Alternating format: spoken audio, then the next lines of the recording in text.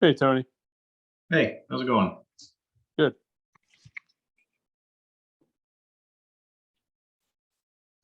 All right, I'm gonna start this off. I don't see, Steve was supposed to join us. I'm sure he's just like a hair behind. Anyway, I'm gonna call this public hearing and regular meeting to order Thursday, March 16th, 2023 at 7:01 p.m. I'm gonna do the roll call. Mike Danello. Thought I saw it. Present. Thank you. Fred, Jordan, Present. Jonathan Kastner, Here. Alan Parody, I'm here. Brian Phillips. I think we saw him pop in. Stan Reinheimer, Here. Daniel Smith, Alex Strobel, Here. and Marion Snake. Here. All right. All the regular members are present, so no seating of alternates. However, you guys are free to discuss all this. You just can't vote. All right. Item number 2, audience of citizens. Citizens may address the commission for items that are not on the agenda. Anybody in the audience have anything they want to discuss?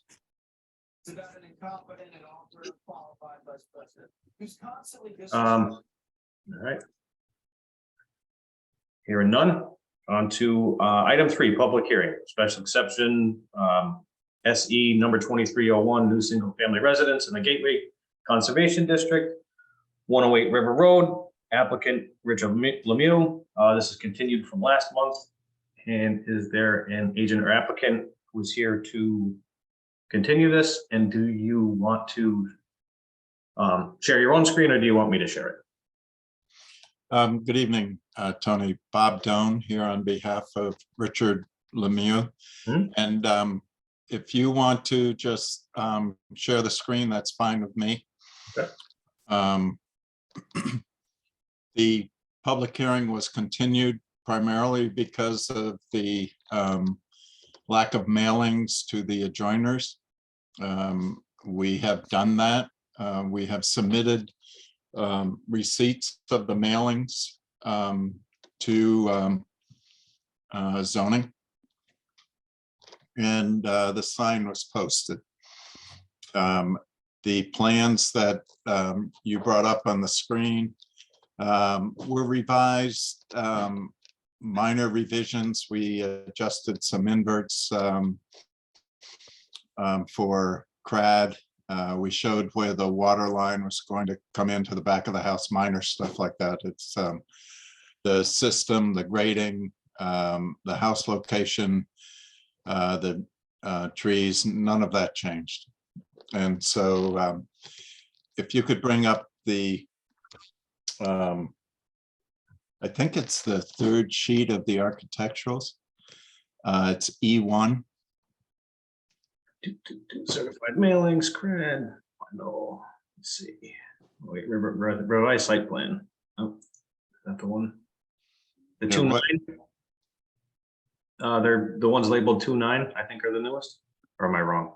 No, I sent yesterday. I sent John, and he said he loaded them up. If not, I can share my screen. I'm not seeing it. Bob, you may want to share yours because when I went through the plans, I didn't see any material change in the architecture. Oh, it's just, there's really no material change other than clarifying the height for you. It's all you. Sorry about that. Oops, I lost you.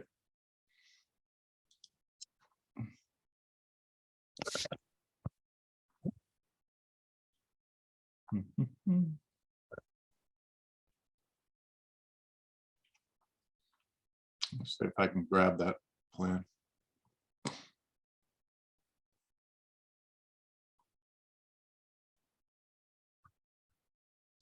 I don't know why I can't share it for some reason. Yeah, let's see. Yeah, you're the co-host. Hmm? I made you co-host, so maybe maybe I'll make you the host. Don't take off with my Zoom meeting. Oh, do you want me to adjourn it? Yeah, go ahead. Try and share that now. Okay, let me try again.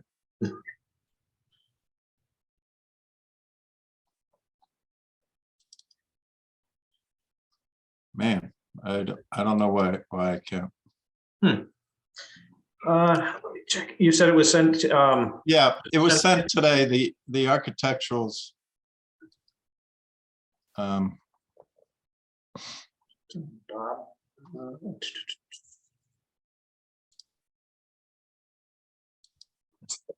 All my other screen is showing up. Let me see if, Tony, I think there is a set of plans in there called final, and it has a dimension showing the height of the building at 26'6". I have one, finally on my screen. Give me oh, one. okay. Download. And I stopped sharing, Tony. screen share. I don't know why I couldn't bring that up. There you go. There we Okay, go. there you go, right there. What we did was clarify on the right-hand side the elevations. And it's 31 feet 6 inches.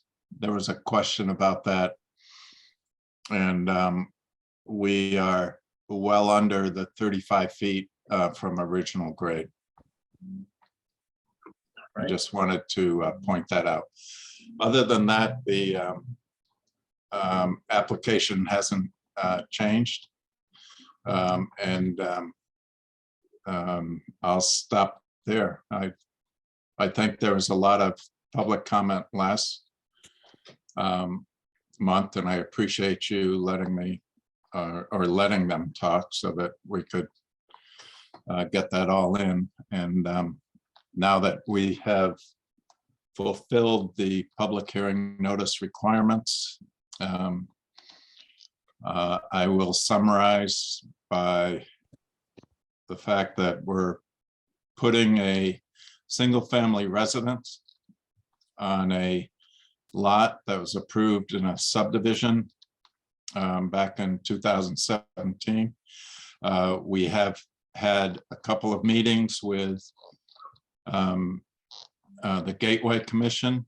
I feel that we have responded to their concerns and made adjustments in accordance with their comments. And with that, I will stop and answer any questions as they may come up. Thank you. Great, thank you. So, being a public hearing, is there anyone in the audience who wishes to comment on this, for or against, stay neutral? If you would raise, if there's going to be a bunch of you, just raise your hands. If not, I gotta do this 3 times to make sure everybody's okay with this. Anybody from the audience want to speak in favor, against, anything? Tony, neutral? Peter Chase has his hand up. I'm not getting that. Okay. It's manually in the image. Gotcha. Please go ahead, Peter. I will be glad to, but I was hoping that Dan Fritz might speak first if he's on. Maybe he's not on. I am on. Can anybody hear me? We can hear you. Okay, thank you. I'm Dan Fritz. I live at 110 River Road, which is the property that has a shared drive with 108 and 112. And I participated in last month's meeting. We had posed some questions to be answered by the applicant, Richard Lemieux. Is it my understanding that Richard Lemieux is not attending the meeting today? Is that what I understand? I didn't notice if he was on or not. He was going to attend. Yes, Ann, if I could, if you want to reiterate those questions, I'd be happy to address them. Okay, I can. so I think those questions were still posed from last meeting, and I think we would like Richard Lemieux to answer am those. here. The first I of am which, the first question was, what is the special need that exists or the justification that he is stating as his good faith basis for this variance from 4,000 feet to 5,000 feet? Okay, first of all, it is not a variance. It is merely a special exception procedure that is required for a house that's over 4,000 square feet. And the 4,000 square feet includes the basement because we have a walkout. Any floor that has exposure is included. The garage is included. And the first floor. So we have 5,067, I think it is, square feet. The question was, what is the special circumstance that requires or justifies the special exception? The special exception is required because the building is over 4,000 square feet. Right. What is his reason for having a building that needs to be beyond the 4,000 foot Can you rule? hear me or no? Yeah, who's speaking? Yeah, we can hear you. You can't hear me? We can just, We yeah, can, yes. state your name. I was having a problem with my microphone. This is Rich Lemieux. I am here. I just am having a new laptop and I'm trying to figure this thing out. Understood. So the 4,000 square feet or 5,000 square feet, if you want to call it that, is complete living space, human use space. I.e. patios, porches, decks, pool areas, etc. I don't believe that I am any larger or as large as some of the houses that are around there. So that I'm not sure the question. I mean, we're doing everything that's required of us. We followed all protocol and that's the only thing is that special exception is just because we happen to be over that square footage counting our basement. Do you have some special circumstance or some special need that requires more than the 4,000 feet other than your proposed design? Does anybody else? I don't understand. There- If I could interject there, Fritz, there, or Dan, I'm sorry. And it's okay to call me Fritz. I'm been called that for near 50 years, so. I'm Oh, happy with it. okay. There's really no special requirement. He has a building that functions for him, and that is the request that is being set forth. I know that all the neighbors that spoke expressed how small their houses were, and they're not computing it, their sizes the same as us. And they're not following the guideline of Gateway and computing the areas.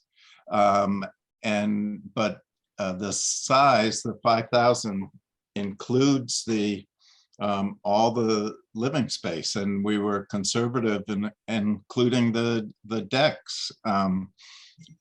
If you go back and compute the area correctly on your house, or Peter, I see that you're on the call. If you compute your area, you have to add the garage, you have to add the second floor of the garage, and it the house footprint is not that much bigger than you can see in the aerial photograph. Peter's house is there on the left-hand side of the screen, and ours is the one in the middle. There's not that much difference between the two. And it's, again, I'm going to reiterate, the only reason we're here is because we're above 4,000 and we followed the regulations. We submitted to Gateway, and we we're required to have a special exception. And what that does, it allows you, you being the zoning commission, you being the town, to apply several more layers of scrutiny on the property and the review. And that's the only difference. We were told by Gateway that they were going to make an example of us because of primarily the house that you see on the right-hand side of this photograph. And we have listened to them, and we have addressed their concerns. We've added plantings. We do not exceed the impervious area. And Dan, your driveway, your paved driveway, we have to take that in consideration with the coverage on our lot. You don't need to take that driveway that is on Richard Lemieux's property into consideration with your coverage. And Mr. Lemieux does that on his property. So again, I'll just state that we meet zoning requirements. Because we're over 4,000 doesn't mean we don't meet the requirements. And we don't want to get into a discussion of how big does a bedroom have to be. You know, people can sleep in a 10 by 10 bedroom. If you want a bigger bedroom, you build a bigger bedroom and you go through the review process for that. If I could, this is Peter Cunningham, and Dan, if I can jump in just for a second, because Bob mentioned the house that my wife and I own, which is on the property immediately to the west of the subject property. And to be very clear, and I'm not sure exactly the relevance, but I wanted to correct the record. The house we have is 576 square feet. Oh, I'm sorry. I said Peter. I meant to say John. I'm sorry, Peter. Oh, well, that's my brother's I house. know. I speak for him. I was Our looking at John's house. I'm sorry. Our house is 576 Yes, square feet. yes, I agree. Built by my grandfather around 1950. Yeah, That's all it is. yeah. I'm sorry, Peter. I should have said John. I misspoke. Understand. All right. Tony, may I jump in for a sec? Sure, who's this? Steve Steve, Maddox, sorry, Town you didn't pop up quickly. Thanks, Tony. Yeah. Bob, I think that's well said, and I think there is a general misunderstanding of what criteria is being applied for. The special permit criteria that's being evaluated and applied to this application is not to say that the applicant needs to demonstrate why they need anything more than 4,000 square feet. I mean, an applicant in this scenario could come in with a building that is in excess of 10,000 square feet, or pick a number, as long as it's above 4,000, which is the threshold that Deep River Planning and Zoning has established in their regulations. And what the commission needs to apply is the special permit criteria that's specifically spelled out in section 14.4.34 for the residential structures in a gateway zone. And the intent of that zone is as we've been through, is to preserve the view shed that is in the Connecticut River Valley and areas viewable from the river. So this is separate from a variance procedure, which is part of the Zoning Board of Appeals. That is an entirely separate process. Thanks, Steve. Marianne, I'm gonna hold off on for you for 1 second. I just want to see if there's anybody else from the public, and then I'll go to the commission. So with that being said, round number 2, anybody from the public in favor, against, neutral? Were you finished, Dan? No, I have some Okay. more questions I'd like answered if possible. Yep. We saw on the 112 River Road materials that they posted a list of professionals that they're using on the project. Can Richard Lemieux tell us the list of professionals he's using? Obviously, Mr. Doan is representing him here at this meeting, is there a list of an architect, builder, all of those things? Yes, I'm a builder developer by trade. They are all my contractors that will be working there. You can look me up online, novabuildsct.com. Okay, I did try to look up your name online and I had difficulty. I'm not an expert in looking up building contractors in the state of Connecticut. I was able to find your name with some licenses. Can you give us a license number or Just what gave name? you buildct.com. If you'd like to talk to me on site, we can do that. This is not the place for that. Thank you.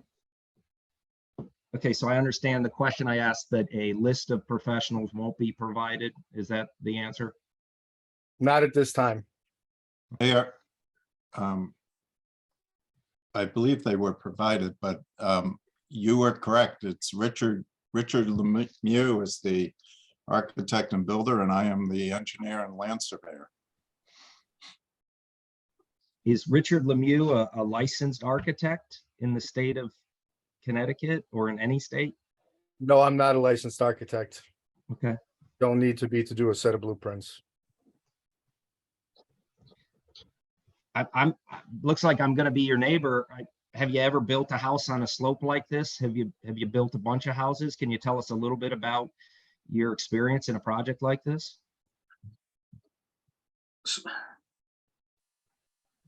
So I'm not sure this qualifies as a zoning issue. This is your kind of after his credentials here. So I might have to make you punt on this one. This is, I don't understand this. This makes no sense to me. Dan, if you'd like to talk to me when we're on site, I can sit and discuss with you. That's the proper place for this, not this meeting. Okay. Well, I'm going to respectfully disagree. This is a public hearing where you're asking for a special exception to the 4,000-foot rule. And I'm trying to understand what the basis is and Have everything in front of you. I'm not sure I understand your question. I mean, you understand the basis. It's the same reason that you live in the house that you live in, sir.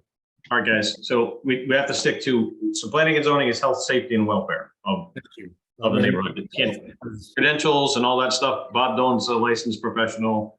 You know, he's allowed to submit site plans and whatnot for planning and zoning. So you kind of have to stick to those guns. Thank you. If you have any, Tony, it Yep. might make sense to reference the latest letter from Gateway. Again, the special exception triggers a requirement for the review to go by Gateway. And it's planning and zoning's responsibility to respond to Gateway's recommendations relative to our regulations, of which Gateway makes recommendations and planning and zoning can take action if applicable. all right. So Dan, do you have any more questions that are related to health, safety, welfare? If not, I gotta let somebody else jump in. I'd like to let somebody else jump in, and I'd like to reserve a right to ask some of those health, safety, and welfare questions. Okay. Anybody else from the public wish to speak in favor, against, stay neutral? If not, Yeah, yep, go ahead. this is Peter Cunningham again, and I did speak to you all at the February meeting. And just to remind you, my wife and I own the property that's immediately to the west of the subject property. We have a small 576 square foot cottage and some outbuildings on that property. It's been in my family since about 1945 or so. I'm not sure if you can put up the, it was the document you had, the one, yeah, that one. Not that one, but the drawing, the site plan. This one? Yeah, I think Bob had put it up, but I think this is the latest site plan. Yes, And, it is.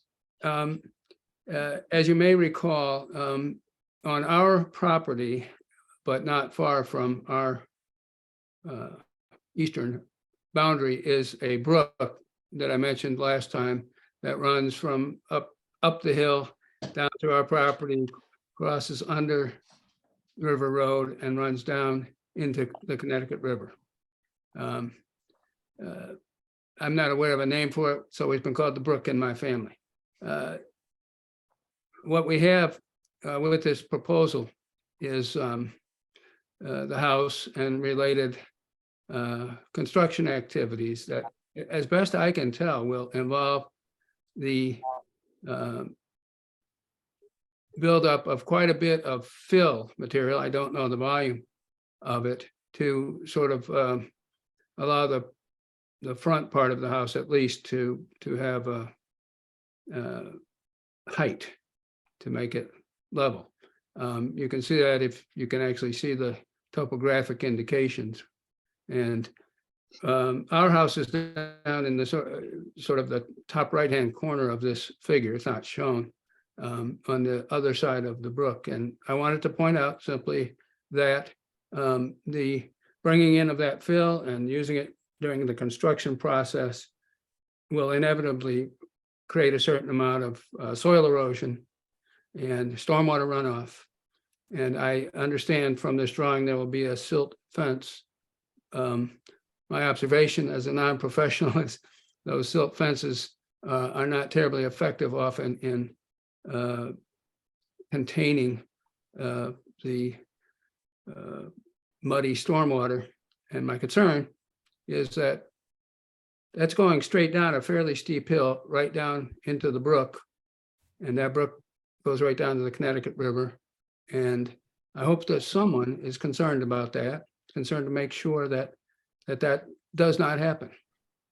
The hillside is there already, but the fill that's, as I understand it, going to sort of undergird this house will make that even steeper. So we've got the construction period and the brook downhill. We also have, this was on the drawing, I think, the last time, but I didn't see that drawing until right before the meeting started, since I had not received notice and only heard about it from my brother that day. And I see that there's a septic tank kind of straight toward River Road in front of the house. And there's a leach field, I think, that runs sort of perpendicular to that. And I just point out, and I understand because I saw it in what was posted today, I think, there was a approval letter from the Department of Health. I'm not totally sure what that represents, but I saw it. And my concern is that leach field is again sort of uphill from the brook and from our property. And I understand if a septic tank operates properly, maybe that's okay, but it's only, I don't know, 40, 45 feet from our property line.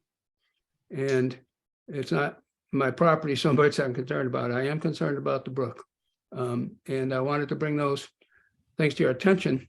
And in addition, as I can understand it, now I do not know how you have applied or how the town has applied the height limitation, which is, I believe, 35 feet.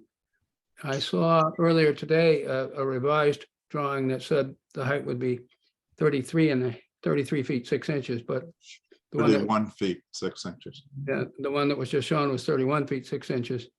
And Bob, you said that was from existing grade. So are you saying that there will be no part at the peak of the roof that's more than 31 feet 6 inches from the existing grade on that site? The site, we have about a foot of fill in that corner, so it from existing grade at the edge of the fill on the north, it'd be the northwest corner. It may from existing grade, it may be 32.6, but it's less than the 35 feet from existing grade. The architectural plan starts at the slab elevation. And can see it. What is, if I can ask, what is the existing grade there at that? So you picked that The northwest. existing grade is about 68 in that corner. And what will be the grade of the, the bottom of the ground floor? The basement grade's about 71. So it's only a few feet higher than the existing grade, Yeah. maybe 3 feet? In that corner, the grade, the slope of the lot is about 20%. On the left-hand, excuse me, the eastern side, the existing grade is 70. And on the western side, it's about 68.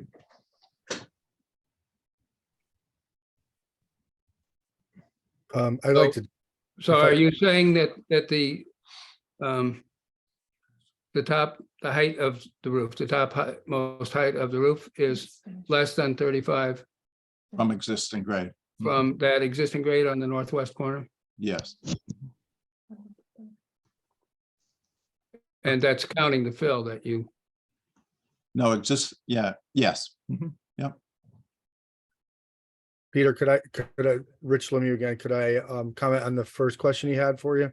of course.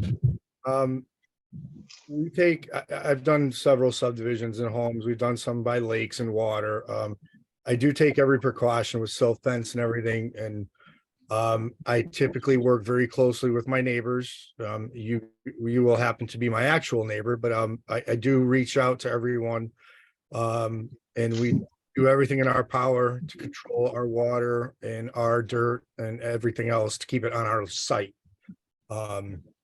Never mind letting it get anywhere near the brook. We're really experiencing this, not to say that nothing happens. I saw silt coming down the driveway not long ago. It does happen. It's not anybody's fault. Sometimes that does happen, but as long as we work to remediate it right away, that's the most important thing. I am very proactive with that kind of thing. So I just wanted to let you know that. And, when we do start construction, and this goes for all the neighbors, I'd like to meet you all there and do a walk and look at things. Your driveway runs across this property. So, I wouldn't like nothing more than to sit with everyone and do that. Clearly, this is not the meeting for that. I know I sounded angry when I was talking to Dan, and I didn't mean to. I just felt that this is not the appropriate time for that.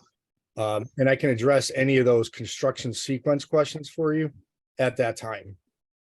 But, rest assured, we do everything in our power. I am experienced. I've been doing this for a long time. Work all over the state of Connecticut. And, we'll do everything to keep the land the way it's supposed to be.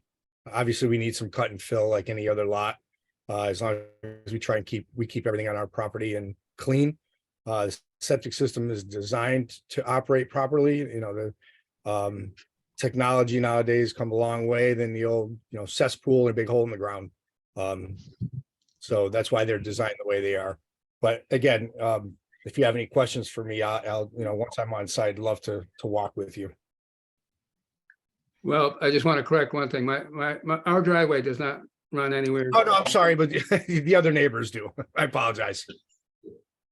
And if I could expand on the sedimentation erosion control. The second sheet has an extensive construction procedure, and the narrative on the left-hand side of the plan that you're looking at now has inspection requirements of the silt fence, and it has provisions that if that the silt fence gets inspected on a weekly basis and after each rainfall event, and it's taken care of at that time. And the town, I don't know who they'll assign for the inspections, but they have the right to request additional S&E if needed. And all those provisions are shown on this plan. The sanitary system is well over the required distance from your property line and from your wetlands. The 100-foot wetland upland review area is shown. We are outside of that. A sanitary system can go as close as 10 feet to a property line, but we have the system placed in the most favorable soil area. And the soil that is being generated for that filled bank, we are cutting into the hillside behind the house. And as I stated from day one, it's necessary to create a pad for the house, particularly with a walkout basement. And that is what we are doing. We don't have any grades that are unnecessarily high. What dictates the elevation of the garage is actually the elevation of the existing driveway that runs along the eastern side of the property. I appreciate that, Bob. I guess that triggers another question. I would address it to the commission or to you, whoever can answer, but what is the mechanism to ensure that the provisions, say, that you were talking about that are in that detailed sequencing of construction and sediment control are adhered to? Usually the zoning enforcement officer inspects the property, and they will review not only the well, I don't know if they review the construction. They will review the process as it goes through the construction. We're required to have a minimum amount of soil exposed, and as the mass, what we call the mass grading, the movement of most of the earth, the outside banks will be seeded immediately. Okay, I had a more fundamental question, and maybe someone can answer it, but Okay, and let's assume, just for purposes of discussion, that the commission here approves the special exception that has been requested, and you move ahead with construction. And I, being, I'll call it the downhill neighbor, pretty radically downhill from where this will be built, is experiencing problems as it relates to the brooks. What is it that holds the applicant to do things the way it is said they will be done in this document? I'll defer to Steve, but I can tell you, as I'm the wetland enforcement officer, for example, in the town of Essex. And if you, Peter, experienced a problem on your property and it was affecting the stream, you would call the wetland enforcement officer, and that enforcement officer would immediately go out and inspect the situation, find out what's causing the problem, and order that property owner, be it the subject property or any upstream property that's causing the problem, to take care of the situation. And my question, that's part of it, but is the statements made and the drawings provided in this process something that becomes legally binding and enforceable through the town of Deep River? So, yeah, if it's approved, whatever conditions that get approved with it are part of the, the approval process. The zoning enforcement officer could hold them to it. I did want to jump in on one more thing. If the commission so is worried about the silt fence also, they're see your concern. They could always make a condition that there's, straw bales downhill of the silt fence, when it's close to the 100-foot review, or a double row of silt fence. So that's what this part of the process is about. We hear your concerns. And the commission Hey, takes Tony, Yes, Tony, may I speak, please? sure. Name? Mark Ryer. Yep. Inland Wetlands. I would absolutely look at it and determine if it needs hay bale, silt fence, and determine how it needed to go. I couldn't hear, I couldn't hear that. Could you repeat that, please? Yes, I will repeat that. As inland wetlands, I would make sure there were hay bales or silt fence, and I would monitor the situation to make sure there's no issues, as Bob has explained to everybody as well.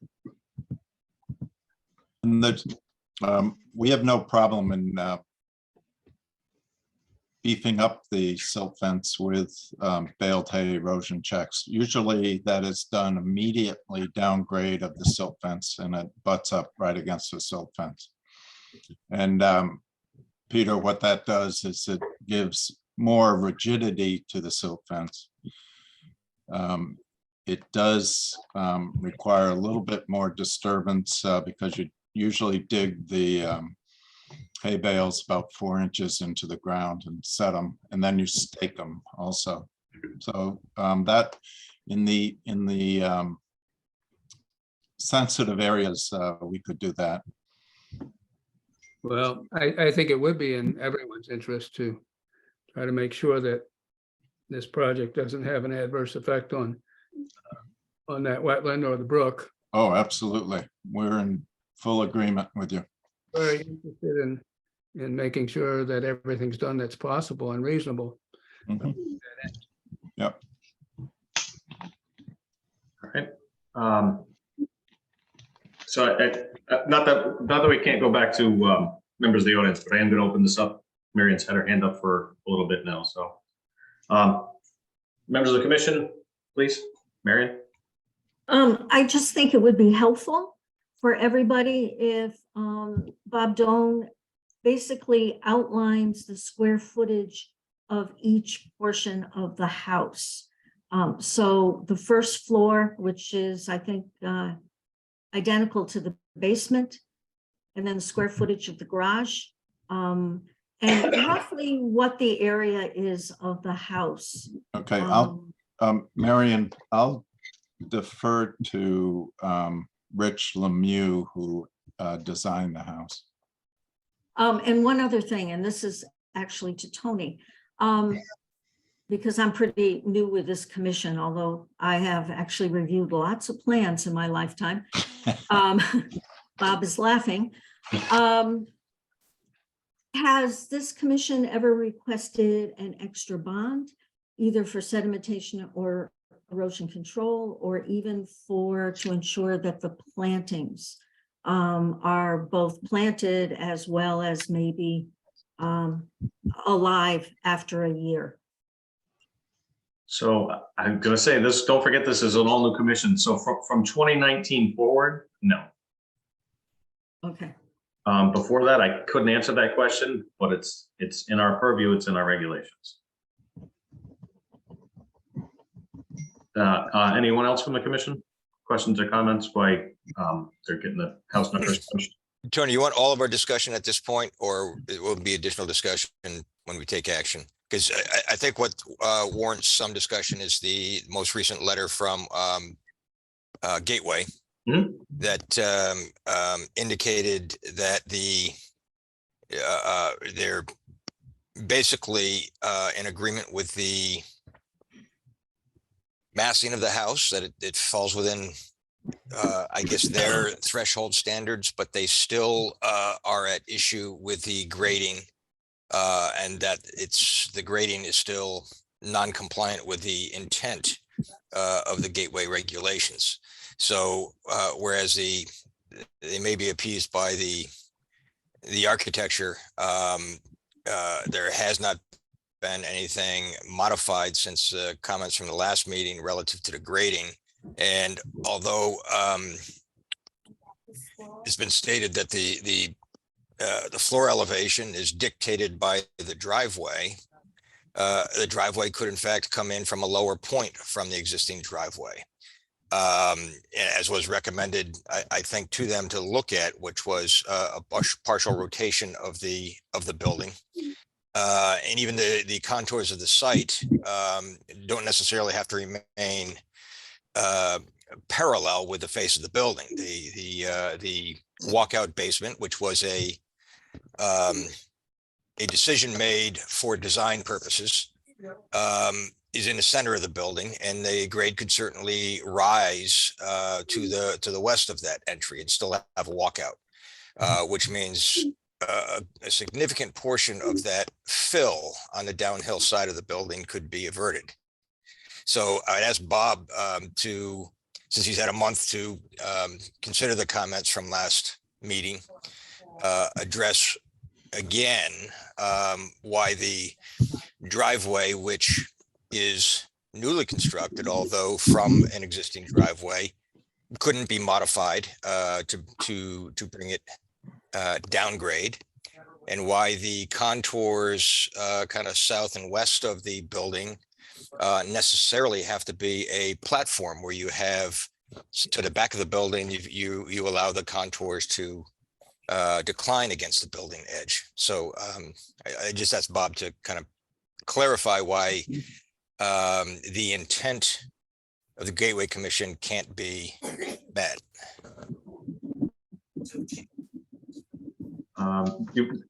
Bob, do you want to go at these one at a time, or should I get a whole bunch of them together, or because it looks like Fred has his hand up too? Yeah, there's been mention of the deck area being included in the living space, which I find a little bit unusual, being new at this. But to me, deck space is not really living space; it's outdoor space. How many square feet of the total of the house are represented by outdoor deck space? The garage is not living space either, but we do count that in this process, apparently.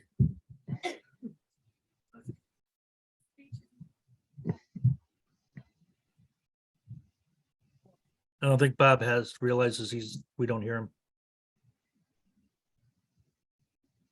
Is he still on here? I don't even see him on here. Where did he go? He's there. On my screen, he's right next to you, Tony. You can reach over and touch him.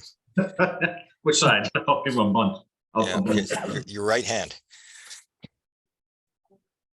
He is muted. Asked unmute. There we go.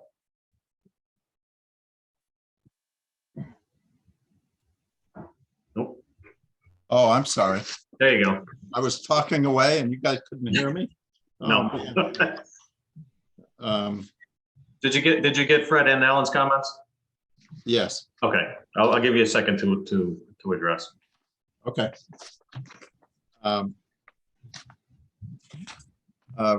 Rich, can you comment on the area of the living space and deck kind of divided up to answer Marion's questions? Can't really do that exactly at this time. I'm actually working somewhere else and have somebody. Oh, you are? Okay, hold on. Let me see if I can find. I have actually some in my place so I can make it here. So I don't have all those. I believe the garage was around 1,000 square feet. The house, off memory, the first floor of the house is 1,900 square feet. The basement is 1,500. And I don't recall the deck. I guess the rest would be the deck. Yeah, as I recall, the deck was about 500. But we were conservative in including that because a portion of it is roofed, the covered porch. And that leads to the total floor area of the 5,067. I'll continue to go through my notes. I think I have a breakdown somewhere. But as far as the grading, if I move the driveway further down, I need to have a spot in front of the garage that's flat enough to do the turnaround. And if I move it down, it gets tighter. It's a relatively narrow lot. And we do have a driveway that runs through the property, taking up a significant portion of the lot. And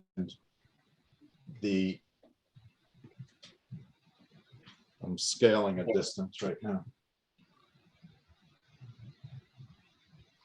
The edge of the driveway easement actually occupies the 55 feet of the lot on the east side.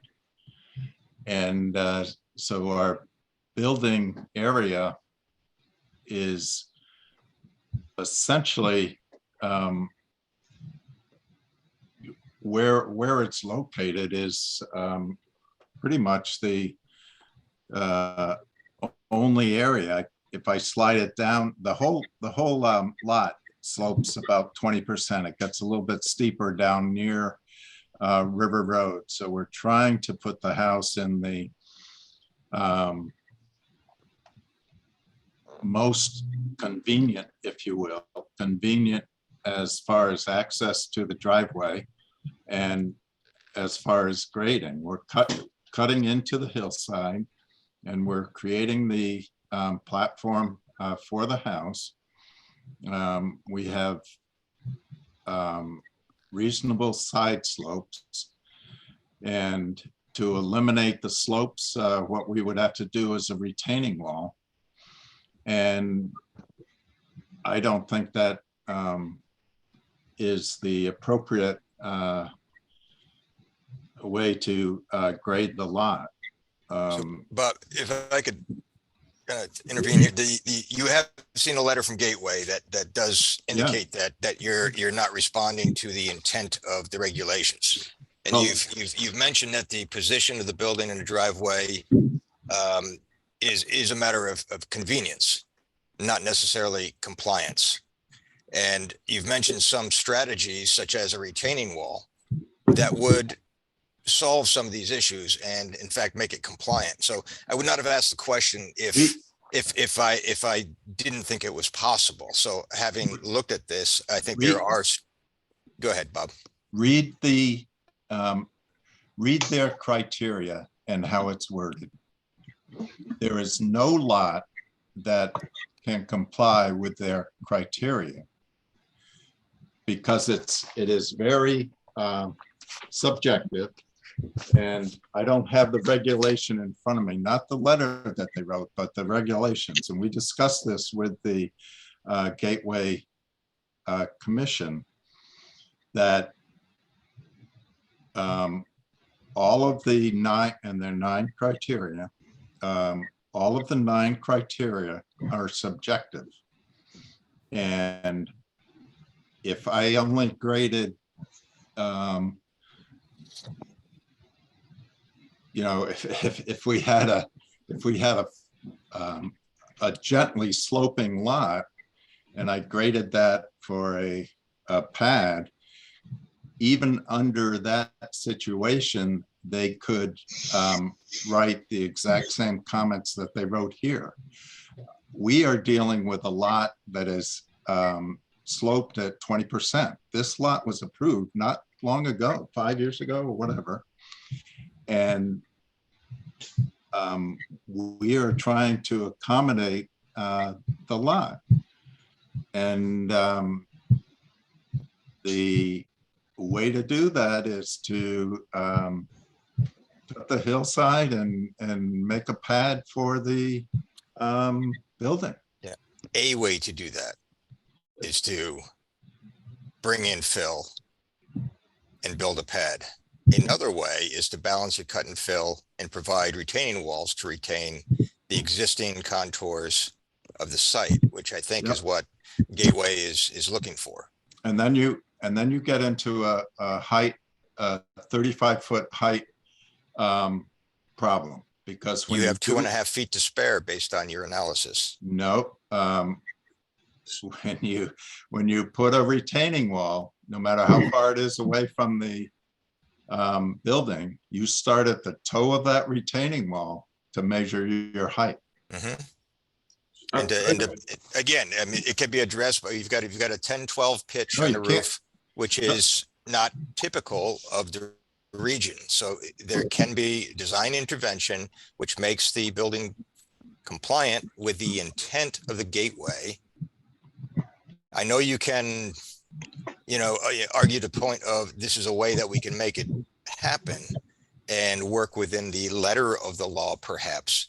But this type of regulation, like a village district, allows subjective criteria to be applied and be enforced. So you heard the comments previously from the public, and you come back with the same plan with no effort to make adjustments when there are ways to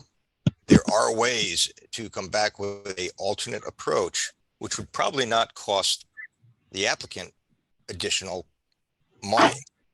Well, I disagree with you that you could use a retaining wall. The problem with the retaining wall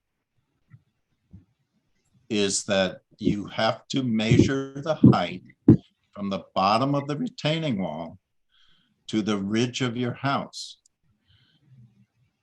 And if we do we have about a 6 foot.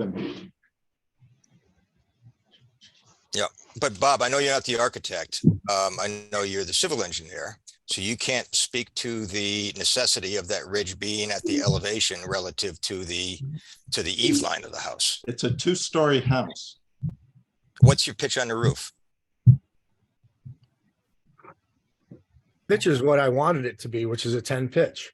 Right. Correct. I understand that, but that's driving that to be at variance with what the intent is of the gateway. It's within variance, it's height regulations. We are fully within what we're supposed to be doing. There's no other modification making the house. Lowered the house 3.5 feet. We're within regulations. I don't understand it, but leave it for the rest of Bob.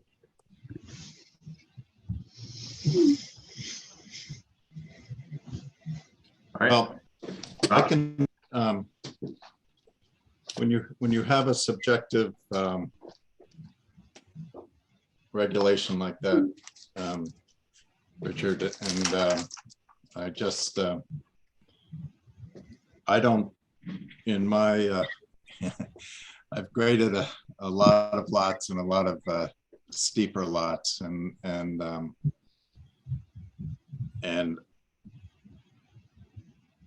it's not that far off from being balanced with the cut into the hillside and using that material to form the pad. And it, by adjusting, we've changed the plans considerably throughout our conversations with Gateway. And what we are proposing is a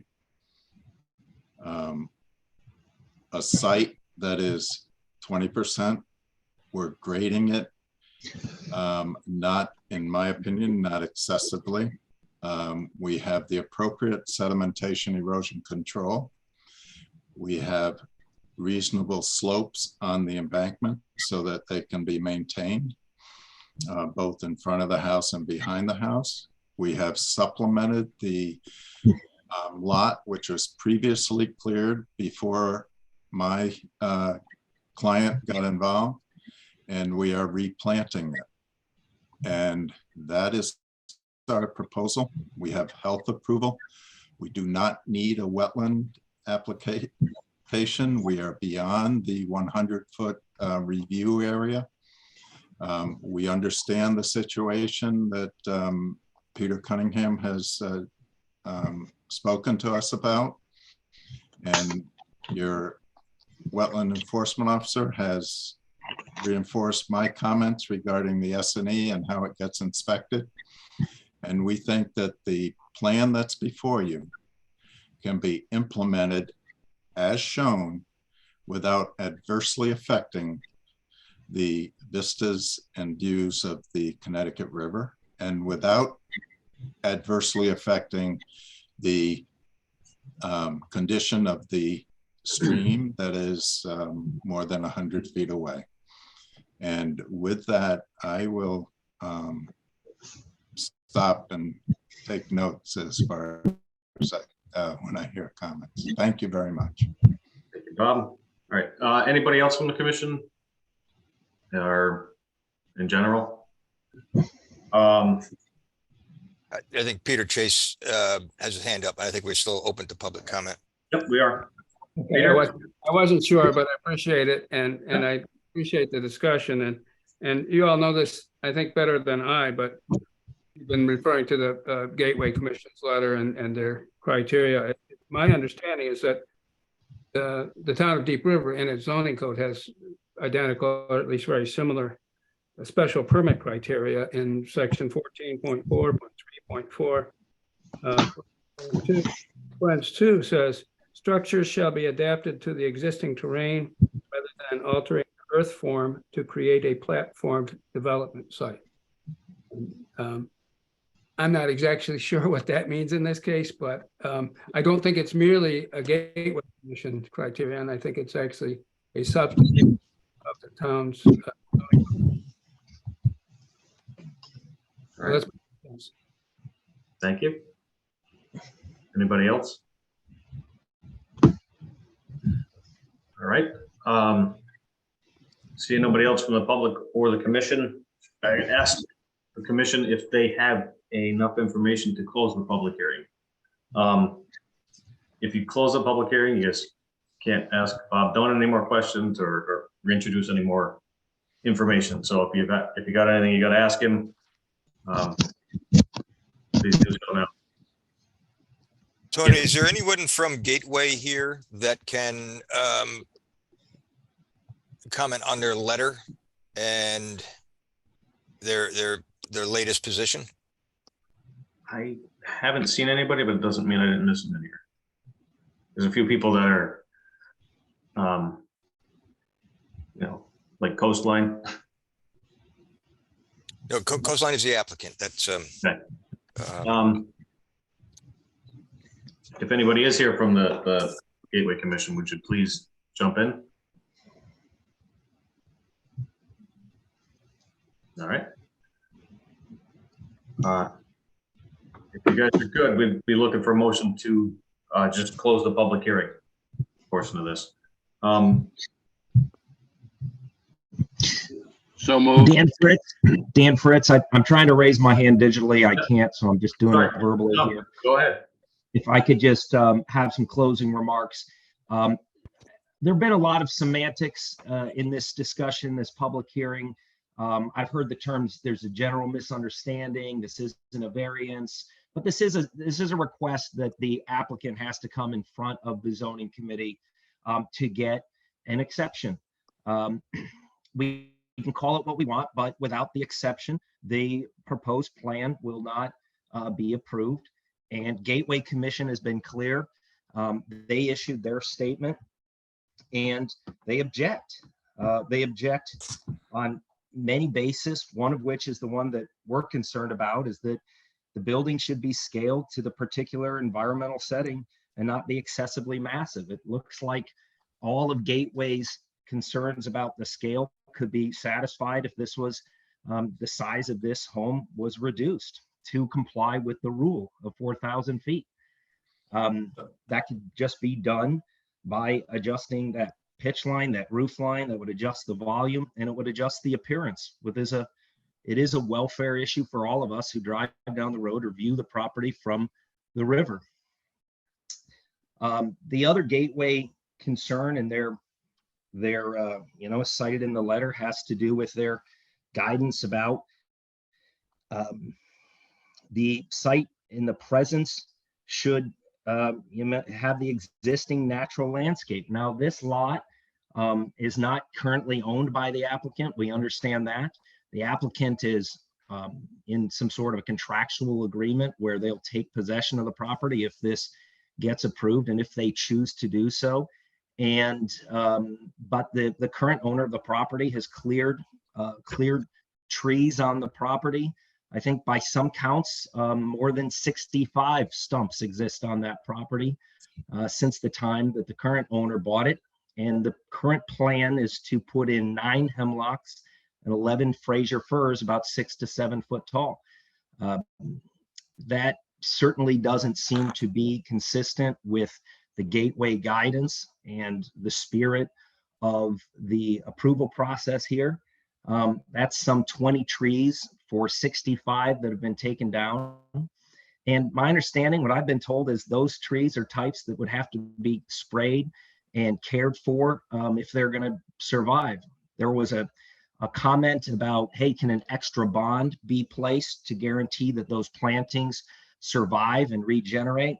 I've heard Mr. Doan talk about, well, there are some trees that they're going to try to save on the property, but if they survive construction. Another if that the commission here, the zoning commission, can eliminate from this discussion if they require a bond for plantings. That's certainly what we would like to see for welfare, for the appearance, to retain the natural beauty of the area for all of us in the community, not just neighbors, to enjoy.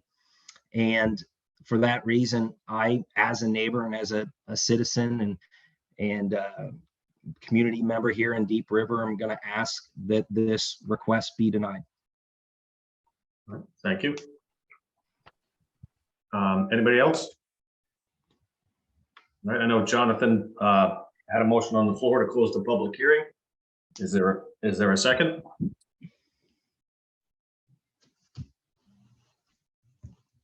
All right, anybody? Tony, I'll second the motion. Thank you, Alan.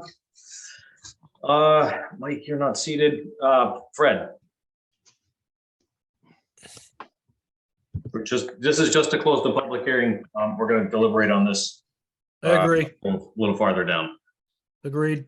Thank you. Stan? Yes, close it. Alex?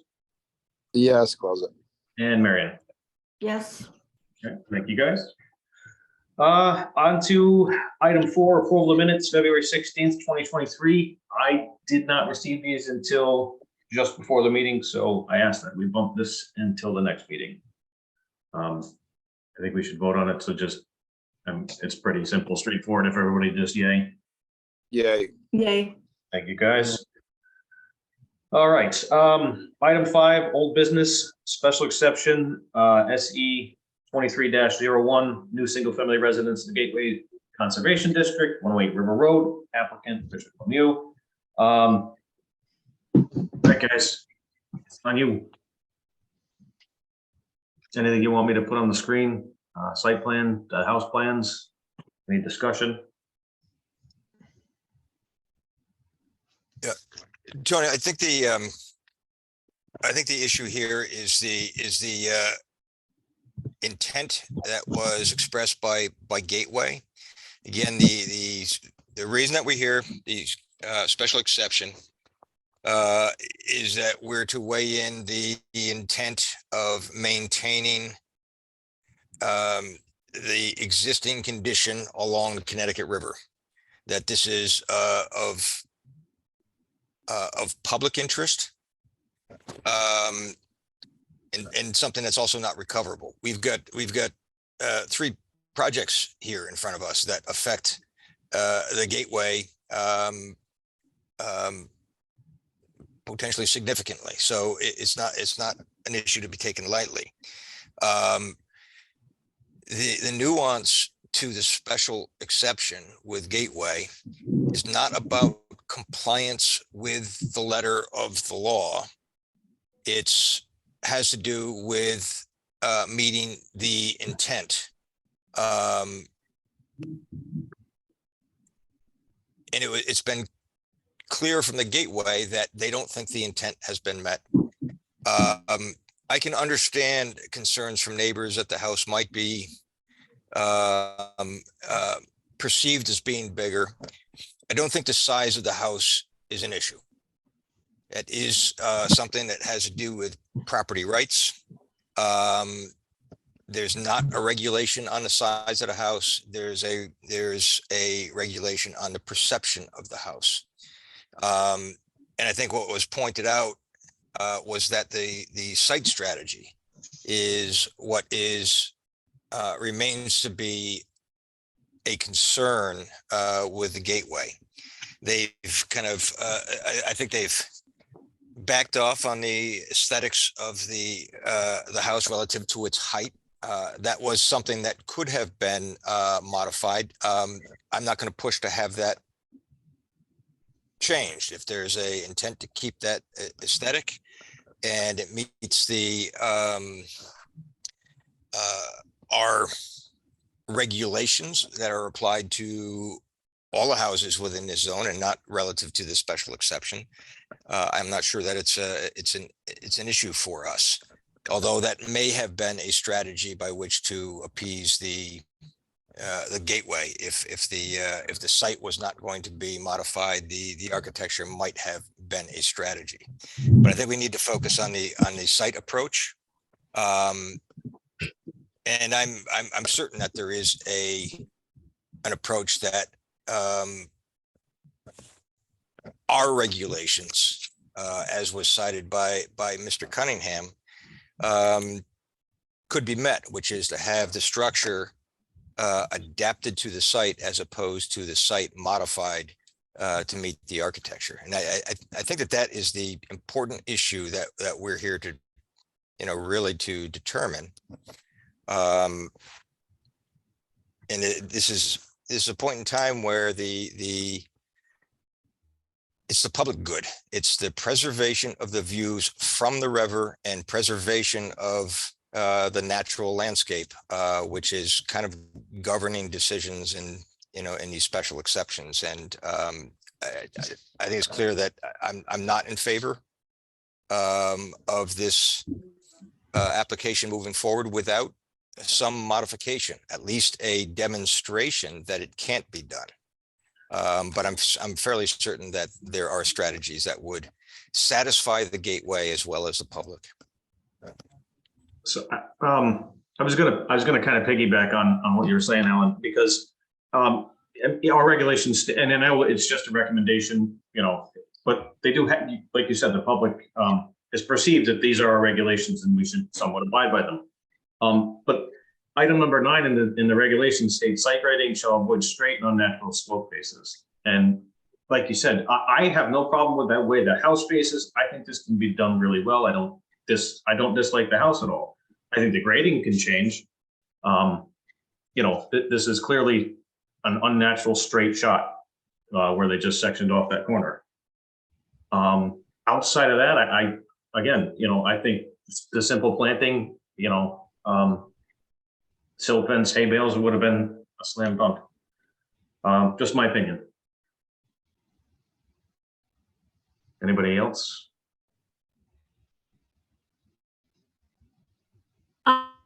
I don't think, well, I'm a little bit on the fence for grading. I actually do not agree that another driveway should be done. I think that would be silly, basically because of the existing trees. I think the grading might be able to be modified slightly. I don't find it extreme. I think the house was intended to be fit into the rear. So perhaps the grading can be modified slightly. I've seen a lot of retaining walls. And to tell you the truth, I've even built a couple in my yard. I think they can be harder to maintain in the long run because they might have to be concrete versus stone. I mean, stone can be really difficult. And I think the septic system is probably where it has to be. And sometimes that kind of makes where the house location is. And the house is really 2 stories. I don't think that's excessive. I suppose the pitch of the roof could be lowered a little. But again, I don't find actually the area of the house all that offensive. I think, again, you add, the deck and the basement and the first floor and the garage and any shed or anything that you have on the property, and it's very easy to be over 4,000 square feet. So that's what I feel. But I also actually really think there should be a bond on the planting. That hopefully, because again, depending upon when the well goes in, you have to water those plants. And if you plant them in the fall, they have a better chance of surviving, but they need to survive at least a year for them to be acclimated to the lot. And we should cover that with a bond and maybe even a separate sedimentation and erosion control bond. I agree. That's it. Steve, you got your hand up?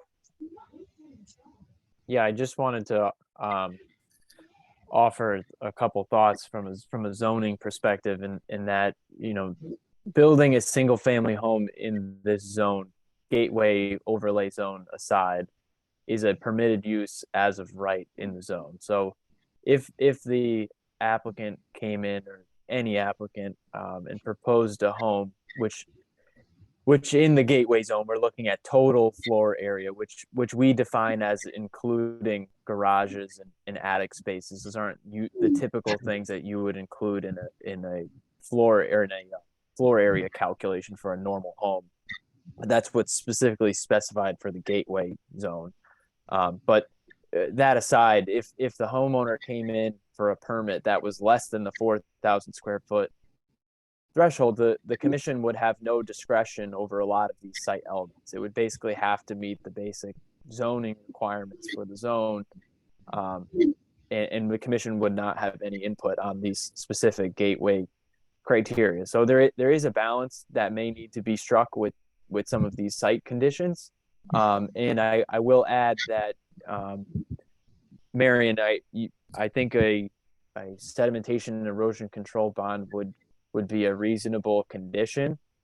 And that I don't know specifically if we can require a landscape bond at this time, but I know for certain we absolutely can at the time of an application for a certificate of occupancy, should those plants not have been established fully or fully rooted, or had they not been installed, say if the applicant finished construction in the winter. Thanks. Steve, I was going to double down on my hang up. So here at the 68 contour, the existing ground is 60. So that's an 8-foot fill on the corner of the house. That's kind of my hang up.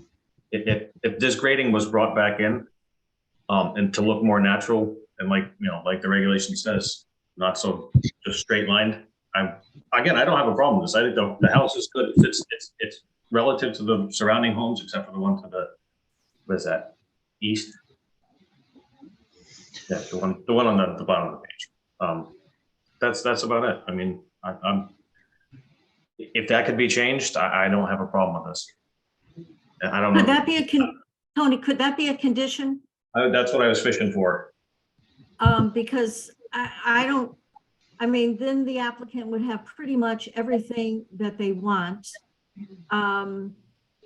And that would also help, I think, a little bit of the neighbors. And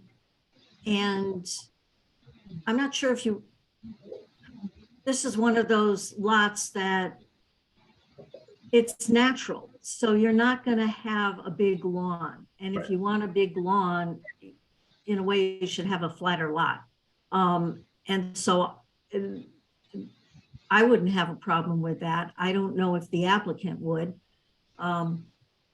But I would feel very comfortable with that condition, frankly. Steve, do you feel that's a condition we could make? Yeah, Just if to you need to rebrand make if you need to make a condition of approval in order to find that the project would, yeah, I'm sorry, let me start that over. If you need to create a condition in order to find that the project would meet the criteria established in the regs in order to meet the criteria, then you're within your authority to do that. I think you have, some expertise with site design as well, which would lend itself further to a finding of fact there. Yeah, I think it can be done pretty easily. I think if well, it depends on where everybody else is at. I'm not gonna push it. I tend to agree with you, Tony, that it can be done fairly easily, but I'd rather see them come back with something that meets the intent rather than it be a condition, because we've approved other projects with conditions, and the project will go forward, and it doesn't mean the condition is met. It's not necessarily enforceable until we've seen the revisions, and the revisions are approved. You, Tony? Yep. Hold on 1 second. Fred's got his hand up.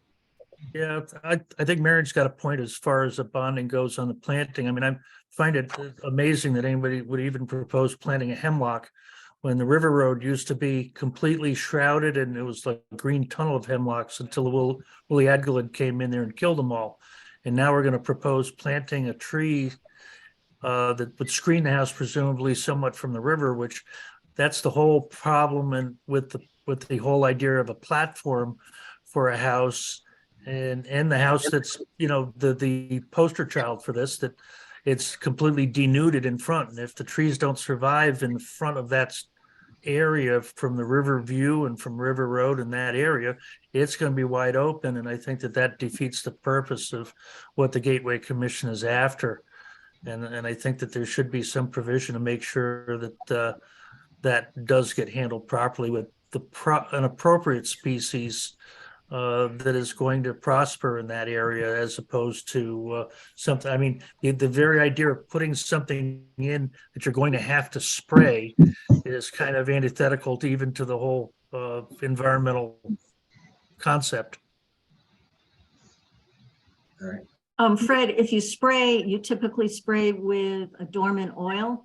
So that's not, that's environmentally safe. And there are some environmental controls. Not all hemlocks get the adelgid. So I don't have a problem with some hemlock, but maybe there could be an alternative. The problem is there's a lot of shade near the oaks, and a lot of evergreens like full sun. So there might be some areas where they're away from the house, or away from the existing oak, that you might do another fir, or usually white pine after a while don't last. So there's a possibility there. All right. Somebody else that chimed in at one point. Yeah. Hi, Tony. It's Brian Phillips. I know I'm the new guy. Am I allowed to add a few comments here? That's a good, Steve, I'm off guard with this one. Since he's an alternate, can you speak after the close of a public hearing? I don't believe technically I can, yeah. I don't think you can. Okay. I could give you a quick Sorry, answer. I showed up late. My computer wasn't happy with the Zoom initially, so. Gotcha. All right. Well, I guess you'll have to hold your tongue for this one. I will this time. All right. All right. Anybody else from the commission? All right. I guess looking for a motion. Tony, I thought you said at the outset of the meeting that the alternates may speak but not vote. That was, yeah, but on a public hearing, I believe it's different because it's they're considered part of the public until they're seated. This one always gets me after the close of a public hearing. Okay. It's not like a regular meeting.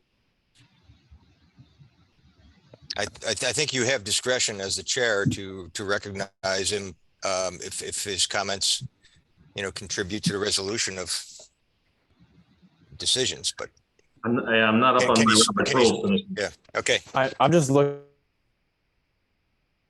that up quick. In the meantime, for a second there, I just wanted to offer an example of a possible. So Brian, I gotta stop you. I found it. I can't let you speak. So it is that No, way. that was Steven speaking, not me. Oh, sorry. Oh, that was me. That was Okay, me. go ahead, Stephen. Sorry. I just wanted to offer as like a kind of a thought about what a potential condition would be if that was a direction you wanted to go. Maybe something specific as to, maybe the 66 contour, or 68 contour, or 70 contour, whatever you feel is applicable there, be pulled back to the exposed foundation grade, the elevation at the corner of the building. I'm trying to see if there's a specific elevation there on the corner. Yeah, It looks like it might be 72. I think if he brought that back in, if he brought the 70 right up to the house, which is the basement elevation, and made it a 1-on-2, excuse me, 1-on-4, which it looks like is what he has. Without a scale on my screen here, I can't really tell. But if he brought all that grading in up against the house instead of having that little flat area, I think, he's lost a good 4 or 5 feet of fill there. And that's on the north or the west corner, correct? I'm just, Yeah. yeah, If he brought, that's what I was looking at also. yeah, if he brought this in to a smoother thing, this would reduce this fill by quite a bit. If he brought that fill back towards the house, I'm going to say 5 feet. He'd lose about 5 feet of fill. And this is just winging it without a scaled plan here. No, I agree. And I think I'm just thinking of livability for around the house. So as long as there may be 3 or 4 feet, so that, I don't know, you can get a ladder up to paint or whatever, that would be fine. Yeah. And if it's flat, I can't see either. And I should have copied the full scale drawing, or at least that corner. Yeah, just to allow a little bit for livability, but to bring it as close as you possibly can. All right. Like I said, looking for a motion. I'm not sure who's going to make one. Anybody brave out there? Oh, I'm going to make one. I'm just going to say motion to approve with the conditions of bringing I think it's the northwest corner much closer to the house to existing grade. A extra bond on sedimentation and erosion control. I guess a bond as appropriate, so that the plantings will survive more than a year.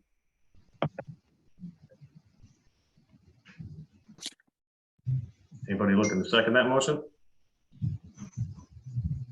Do you want those final plans approved by the zoning enforcement officer? Yes.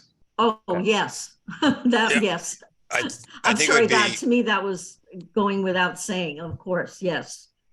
I think it'd be appropriate to have it reviewed by Gateway and for approval as opposed to us dictating a design. I think that there are several ways that this could be met, and for the commission to stipulate a particular grade change is getting us in a way where we're our responsibility is make them come back with something compliant that meets their intent, as opposed to us designing it for them. We know that it could be modified, and I would put the burden on them to make the modification. I'll just add that I don't know if Gateway, I know for certain that the zoning enforcement officer is the designated agent of the commission. In this case, the application was referred to Gateway for their input, but the Okay. discretion lies on the commission.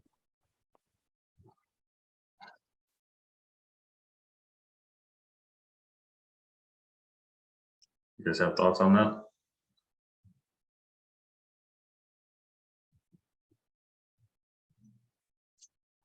All right. I was gonna say, I actually agree with Steve on that. I think Gateway is advisory. We know they don't like larger houses. I think we have the discretion to make the approval. And I feel comfortable with that personally. But again, to clarify, planning and zoning has no authority to weigh in on anything that has to do with aesthetics or subjective design. Gateway does, as does a design advisory board.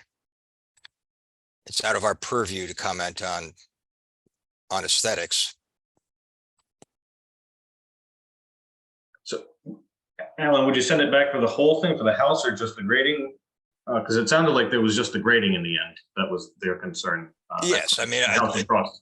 again, it's not in our purview to comment on the design. The Gateway has said it's compliant with their intent. But they still have concerns with the grading, and I think it's been discussed here.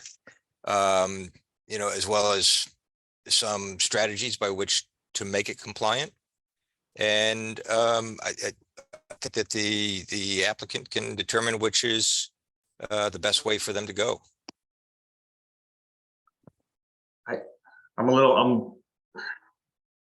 I'm concerned about sending it back to Gateway because again, they're advisory. So even if you sent it to them, let's say they don't like it again.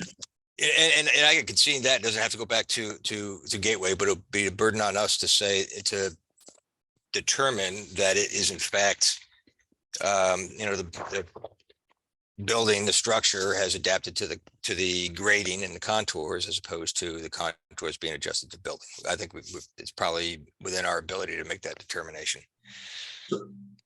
I'm just wrapping my head around this. So we'll get all these conditions done. The zoning enforcement officer will oversee it, and then he'll just send it to Gateway when it's done. Is that what you're trying to? I would concede that it doesn't have to go back to Gateway if Okay. the other commissioners have a problem with that. Again, I think we understand what they're trying to get to. Okay. So.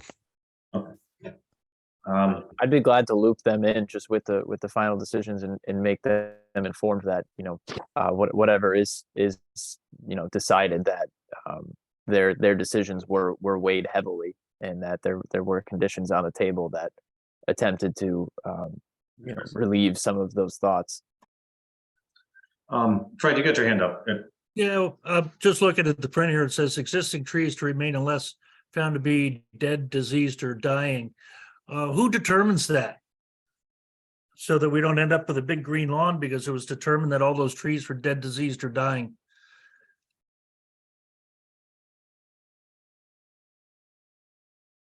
I think it would be determined like with ourselves and with the applicant on the site. I did do a site walk with the applicants and with the Gateway Commission, and there were a couple trees, I'll say one or two, that were definitely in question as to their health.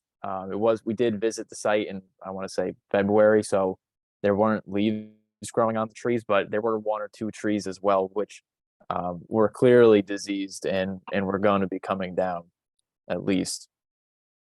So don't you think I might be- think we can stipulate also that a licensed arborist in the state of Connecticut, that the applicant get a report that the tree is diseased and That's where I was going, Marion. that any tree that is furthermore now that is taken down should be replaced with another like species. That's where I was going, Marion. I was going to say we have. Go ahead. We have a tree warden, so Oh, it wouldn't be just up to Steve. Steve could call the tree warden. okay. And I was gonna say it would be a licensed arborist. I'm not sure if Alan Majeski is a licensed arborist, but obviously he can oversee it as well, just so it's not the applicant. I think that's Fred's concern, that somebody approve that And I think another condition maybe is that, I'd like to make a comment if I may. sure, Might be a little facetious, but I'd like to make the comment. I'm sorry, hold on one second. Who's speaking? This is Rich, this is the landowner. I do have to You leave. can- you cannot, you actually can't. I'm sorry. the public hearing is closed. Yeah, we're closed now. Stan, go ahead. You get your hand up. Nope, you're muted. Sorry, just to clarify, for the planting and stuff, can we issue the bond with the issuance of the certificate of occupancy at that point for the year? I guess I didn't follow that. Say that again, Stan, please. So for the plantings, Yep. can we issue the bond at the time of a certificate of occupancy to go for the extended for the year? Okay, so if once he sells the house, he still has to wait a year for the bond? Is that what you're saying? Or are you saying when he gets a CO, because it's about a year out? No, at the time of the CO. Okay. All right. And the bond, as I understand it, would stand, the bond would not be released for a year after the CO. Yep. Which to me makes sense. Right. Personally. I did want to double down on and I'm curious what you guys feel more comfortable with. Again, this corner of the, I know it's still 100 feet from wetlands, but this corner, a double row of silt fence or straw bales. You know, when it's within 5 feet of the 100-foot review. I would feel comfortable with a double silt or a silt fence properly installed. I think the problem with silt fences, if they're not properly installed, that's when you get the problems. But also with hay bales. Yeah, I think that corner is perfect for that. exactly. Okay. And actually, I would extend it further. I think that's north, no, in that area around the entire house to kind of, yeah, right around there. So footing drain discharge to 10 feet around the corner of the septic? Correct, yes, yeah, yes. All righty. Good. Gotta get somebody to second your motion, by the way. All right, we're fishing here. Somebody want to second Marion's I'll motion? second it. I'll second it with the stipulations. Thank you, Stan. Fred, what says you? I'm good with the suggestions that have been laid out. All right, Alan?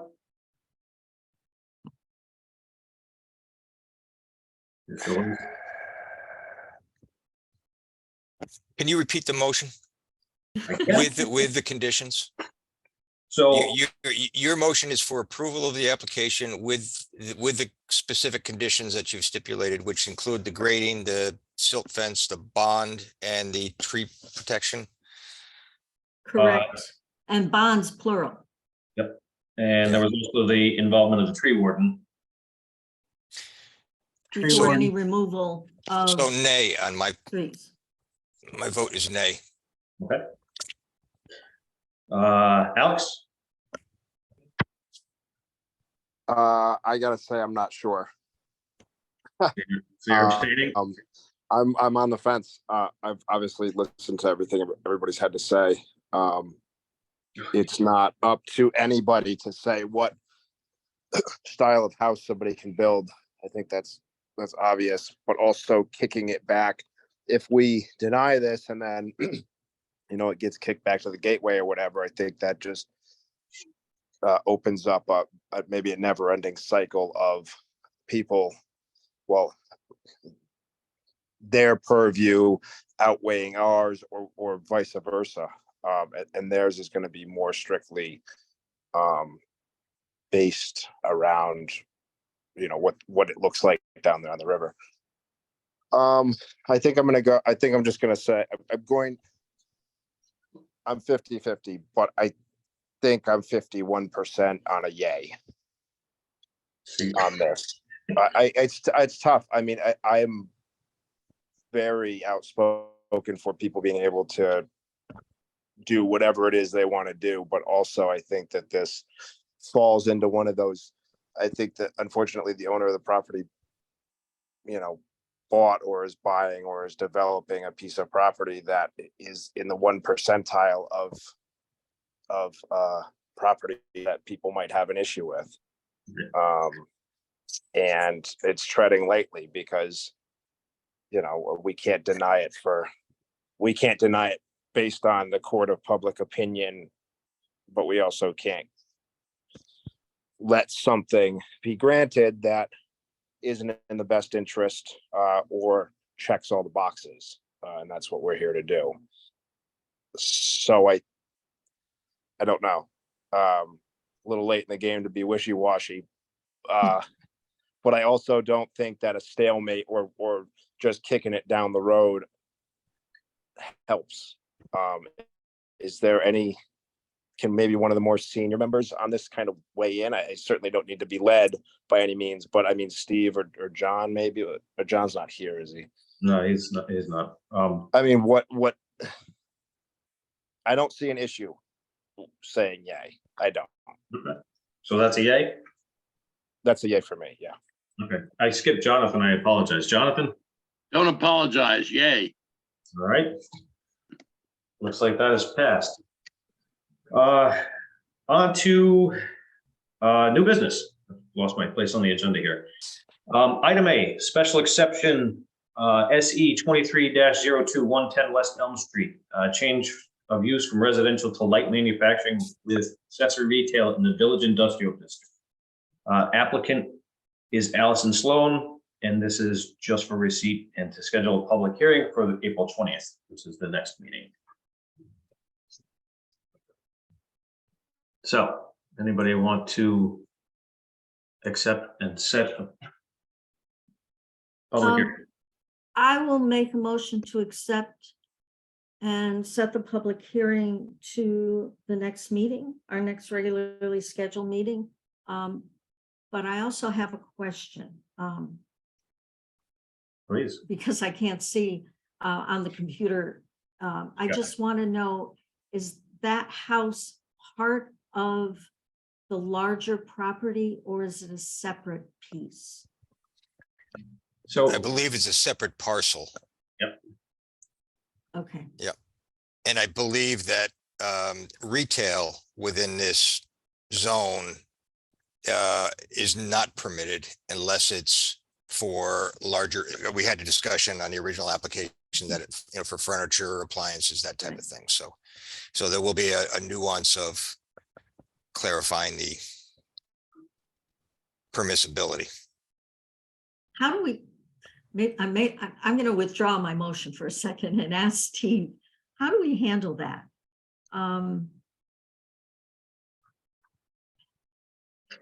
What specifically? Something that may not be allowed in the zone. I hate to have somebody go through a public hearing and then say, no, it's not allowed. What? I lost my place real quick. They applied under. Pulling it up as well. Give me 1 second. Okay, here's the application. It's 43133 and 43142 for light manufacturing with accessory retail. Okay, so retail, I'm sorry, here we go. 33 is a special permit and 40, what'd you say, 42? 42. Is also a special permit.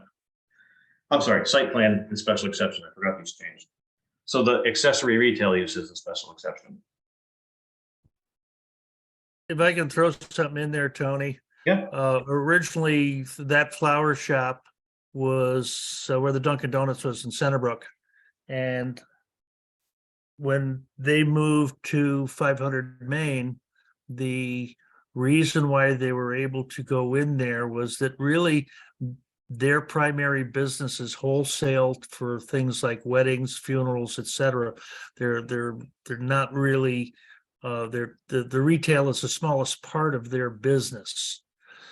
And that's why they're really going under manufacturing, because they're essentially making stuff and delivering it as opposed to people walking in and buying things. That's a very small, and that's why it's incidental retail. I'm just being familiar with it because I helped her move into the 500 Main. Gotcha. I know to call when And I'm, thank you, because I didn't know how that happened. yeah, so, all right, so that, I'm glad we're hashing this out here. So they actually do light manufacturing, and then their accessory is the retail use. Okay, Alan, do you find that acceptable? All we're doing is receiving the application. That's all we're doing is receiving it. Marion, do you run a re-up or no? Sure, I will. If something is out and out now and loud, I really hate to go to a public hearing and have the applicant go through all of that, and it's just not allowed. Well, So, right, the burden on them is, or the burden's gonna be on them to prove that they are light manufacturing and, accessory retail use, at the public hearing. so I will make the motion to accept the application and to schedule it for the next regularly scheduled meeting. Okay, I'll second that. thank you, Fred. Jonathan, I won't skip you this time. Okay, All right, Stan, Yes. Alex, Yes. this time Alan, I skipped you. Sorry. Yes. All right. We'll see you guys on the 20th. Item B, special exception SE 23-03-112 River Road, new 4,000 square foot single family residence in a Gateway Conservation District. Applicant Tom Lontine. Sorry if I butchered your name. Again, just accept and set a public hearing for the 20th. So moved. Thank you. Looking for a Oops, second. am I? Yeah, okay. You're on. Looking for a second. I'll second. Thank you, Stan. Fred, Jonathan. Oh, he's on fire tonight too. There we go, this is Jonathan. Jonathan. All right. You gotta say yeah or nay. I'm Jonathan. I know. I still need a yay or nay, Jonathan. Hey, Thank hi. you. Alan, Yeah, I just want to get some clarification. Do we have everything in place, Steve, that we need with this application? Do we have anything outstanding? Does it require gateway review before we accept it? Has a building permit already been issued for this structure? Because it's already built, I believe. To answer your questions, it will be. Somebody talking? yeah, can you guys mute? Hold on 1 second, I'll mute everybody. Steve, if you would unmute yourself. There you go. Okay, there we go. A building permit was issued for this lot. Actually, when I went out there for the site plan, there was some comment from some of the Gateway commissioners, and I actually took a look at the lot. And I took a second look at the building permit that was issued for it. I think it was issued around November 2021. And the permit had actually said 3,900 square feet on it. And we took a look at the architectural plans, and it had more than 4,000 square feet. I spoke with the applicant. He was very forthcoming and was very willing to work with us, and wanted to make sure that he was doing it by the book. So he is coming in for the special permit. And the other part of your question, referral to Gateway, we have recommended to the applicant that they get on the agenda for Gateway. But it doesn't need to be referred prior to a formal receipt by planning and zoning. All right, I guess we'll discuss this at the public hearing. I have a lot of questions now that there's a building in place. It's the lot there to the left of where that red dot is. Yeah. Yep. So I'd say yes to receiving the application. Obviously, we need to get this one under our belts. Okay, love these gateway ones. Stan Yes. and Alex, Yes. and I'm lost at who made, Marion, I forgot who made the motion at this point. I'll vote yes. I did not make the motion. I thought Alan did. Okay. Was it, I can't. I'm remember. pretty sure I didn't. Oh, okay. Hmm. If you, You know what? Nancy, can you chime in? Do you know who made the motion? If not, I'll just go back through this. All I'm right. sorry, I'm trying to unmute myself. I wrote it down that Marion made the motion and Okay. Stan seconded. Okay. I wasn't sure because I was getting the picture in front of us. Sorry, I couldn't find my name. No worries. All right, so that is on the agenda for the 20th. Item C, subdivision application, 3-lot subdivision at 277 River Road, map 71, lot 4B. Applicant Thomas K. Boyd and Catherine Journos. Oh boy, I'm sorry. Again, this is for acceptance and this is a re-subdivision, correct? So this is a public hearing also? It's a minor subdivision. Is it, but it is a re-subdivision though? No, I thought there was a lot split or a lot split at one point or an illegal lot. no, there was a lot taken out of it. Mhm. And then a driveway was conveyed and there was no subdivision. This is the first subdivision. That lot was created illegally, not by a subdivision action. So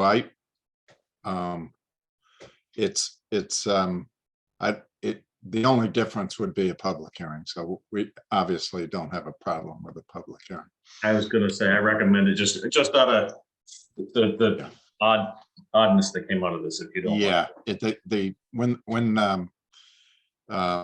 71-4 was created, it should have been a subdivision at that time. It was not.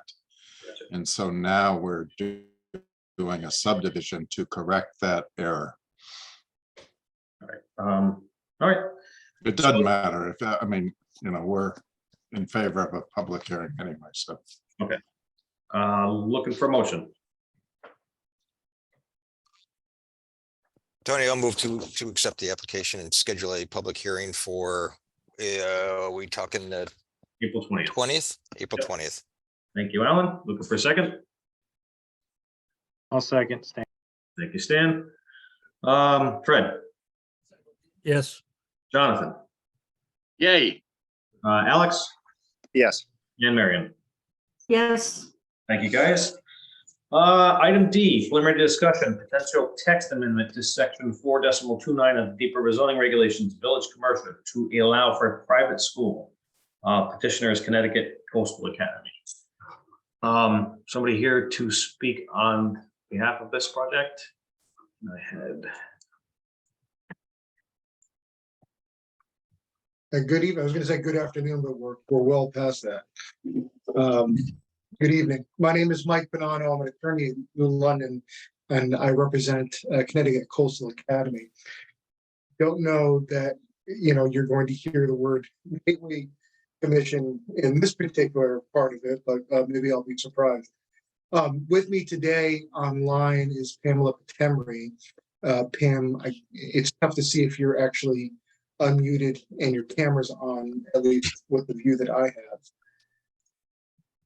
Are you there, Pam? I am, and I just Right. turned my camera on. Okay, great. There she is.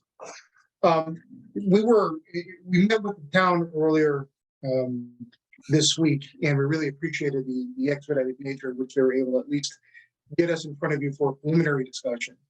I don't know how much detail we can go into tonight, but essentially what we wanted to do is to set the stage a little bit about what interest that the academy has in the Citizens Bank building, on the corner of Main Street, and I think it was Spring Street that was there as well.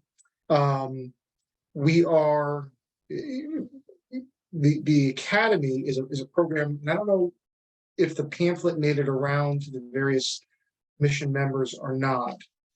I'm gonna turn it over to Dr. Patemri to give a little bit of an explanation of what the program is, so you can get a flavor of it. But essentially what we're looking to do and what our interest is to enter in a purchase and sale agreement of the old Citizens Bank building, which I don't believe, or excuse me, is vacant now. There is 2 lots there. They're both presently in the village commercial zone. And as you can see in your amendment in the permitted uses under number 18, there is somewhat of a restriction on the village mixed use zone versus the village commercial zone.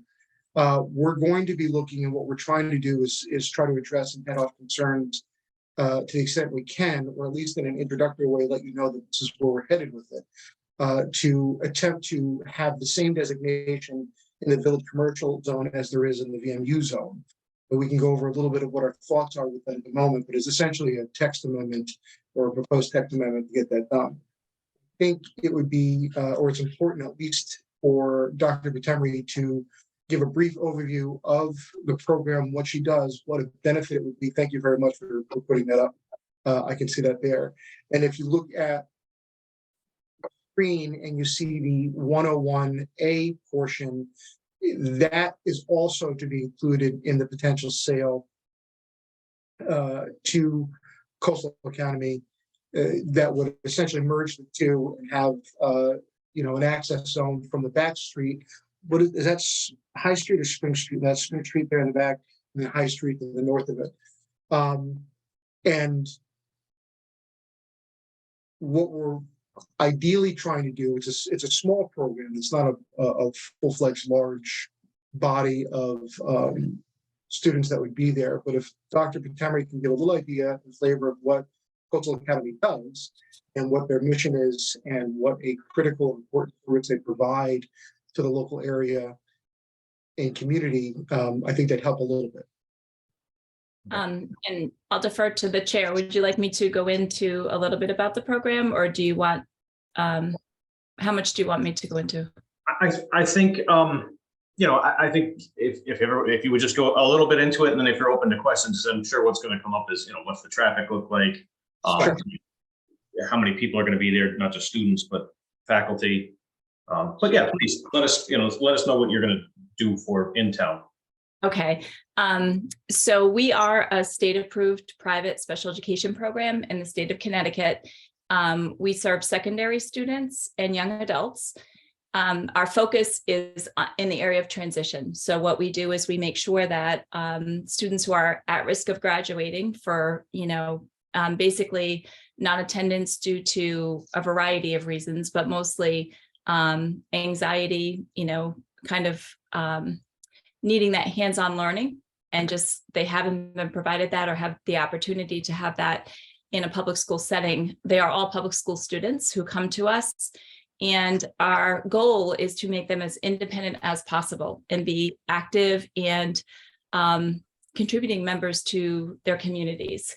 So my interest in this, we're located currently in Essex, and one of the challenges we've had is our students do use public transportation, and this was on the public transportation line. We also are very community-based, so our students go out to different internships, and they do a lot of give back within the community. We've done a lot in the surrounding area to Essex. I think our program did the maximum amount of hours of any program during COVID with delivery of groceries to the elderly, and we do a lot of give back to the community.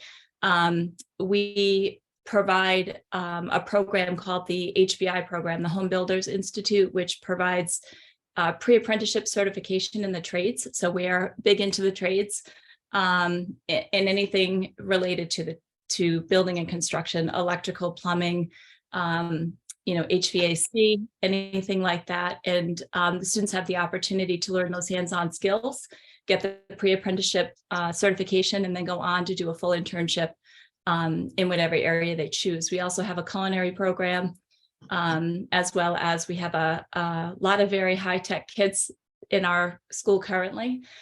So they're doing a lot of really incredible things that are way above my head, but they're doing some great things in the area of technology. So they're really kids that we need to re-engage in education and get them the skill set that they're going to need to be productive citizens in our community. I liked the location and understand that, obviously regulations are there for a reason.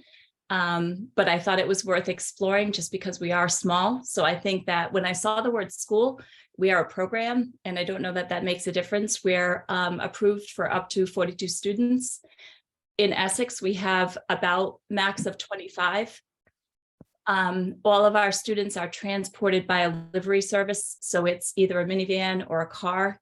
I did check, just because I don't know if this is going to be a question, but we have 12 cars right now that do drop off. So we have multiple kids from different districts. And Dan, what do you have for staff at the moment? What's the number of staff? it's 15 in Essex. So part of what we're trying to highlight is have an understanding of what the size of the program is. It's not a large body of participants in the program as there would be if you're like a elementary school or that type of thing. It's nowhere near that. These are, I'm sorry. There's secondary students and young adults. Yeah, but I'm talking about number wise, student body wise. It's a very manageable size that the building is more than suited for. One of the things that we've been looking for the text amendment was essentially, as you can see in the VMU, it says it's a special exception which is permitted. We have to just scroll down a little bit there. It's on page 37 of the regs for whoever's controlling the mouse. Can you, was the page cut off? It's pretty clear to me. Oh, you can see it there? Yeah, I'm can sorry. you see it? Oh, yeah, I'm sorry. My version looks different than what I'm looking at. I was trying to compare the two. Gotcha. Yeah, I apologize about that. But if you can see that the shaded blue version there, that column in the middle is special section off Main. We're essentially looking to make the amendment to include that into the village commercial district as well. So what we would do, if you can go back to the map quickly, Tony, is what we would like to do is, if you can see it for the northern part of the lot, assuming that it's oriented, straight up, you've got a rather large land yard or plot there where we would be looking to, in compliance with a text amendment along with what is permitted in the VMU, make the entrance of the vans there. And that's an important distinction. These are not school buses. There's not going to be large standard size school buses coming to this. In fact, the program uses none of those. So it's not even a single one. It is a livery van delivery type of arrangement. So we can bring them in off of Main, which we then believe to be in compliance. And if you recall, for those familiar, this has got a drive-through feature that is there that pre-existed the bank while it was there. So we think it's rather suitable for the type of use. And I understand this is just a preliminary discussion part of it, so we won't go into full detail of everything we're thinking, but the location is excellent. The building seems to be very suitable. There's an interested seller who, is frankly, as anybody who comes into contact with Pam, is excited about the prospect of it. And we are looking to see, and just to the extent we can, understand what type of questions or concerns there may be, because when we come to you, hopefully, with a receptiveness to allow it to happen, we want to make sure we address and touch upon all the issues of concern that you might have. So Tony had the very good idea to at least attempt to get in front of everybody today, after we had gone through your regular meeting. And if there's questions or concerns, just with a little bit that we've provided, or if there's information that we can get you, we would absolutely jump at the chance to get everybody informed as they need to be or address concerns that we can right now on the idea of this. But Michael, I just want to say Sure. one thing. What is really important to me is that my students are welcome in whatever community we land in. So Essex has been wonderful. They have been great. We happen to be in a lease situation and we're looking to find obviously a permanent home. But I guess that's really important to me. So I don't want to be in the middle of controversy. I don't want my students to be in the middle of controversy. I want them to feel welcome in Deep River and by the community. And so before this kind of, takes on a life of its own, I really wanted the opportunity to just say that is the thing that is most important to me. They have dealt with a lot of rejection, historically in the past. And that's just something I don't want to put them through. I don't want this to be contentious. I want it to be in compliance. I certainly want it, but I want to be a welcome, active member of Deep River. Mr. Chairman, Yeah, John. Jonathan here. It's not in our purview to be able to assay what the community will think or not, but going back in history, the town has always been welcoming to students from various backgrounds. We don't need to go into that, but I think just as reassurance for the applicant, I think that the Deep River has always welcomed young people. They're such great kids. They really are. Mr. Kastner, we very much appreciate that sentiment and do appreciate you expressing that. And we can tell you with, what we've been able to garner for meetings with the officials and the parties, it's been nothing but welcoming. So it's very encouraging. We're just doing our best, as Pam said, to make sure that, first and foremost, protection of the students and their comfort level and their ability to feel received and accepted in the community is obviously paramount to Pamela's mission and really all the faculty's mission for the program. Alan, got your hand up? Yeah, I just want to speak from a kind of a perspective. I guess first, as a resident of Deep River, I think this could be a tremendous asset for Deep River. I think it would be, in my opinion, as a citizen, I'd say it'd be a welcome program. As a member of planning and zoning, I would look at it from a appropriateness of the use, and I think it actually nestles in here quite well with our other more institutional programmatic components. The existing elementary school, we've got the library across the street from it. We're in pretty close proximity to youth services and relatively close to town hall. That there is a pattern of this type of use, especially the proximity to the elementary school. And if a portion of this program is internships and engagement with the community, it being nestled in our commercial district, I think is very opportune. I think some of the nuances to traffic pattern, et cetera, are, I think, easily remedied. I think that's a kind of more of a planning and design issue. But in terms of the appropriateness of the use, I think we have a good synergy with the context at this end of Main Street. So I would welcome more discussion on this. Thank you. Mary, you got your hand up? You're muted. I know. Sorry, I was trying to do it and it didn't click. I was gonna, if you don't mind, ask Jonathan.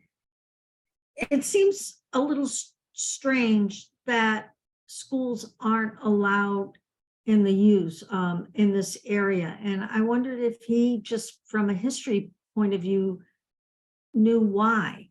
I mean, we allow with special permit, non-academic schools.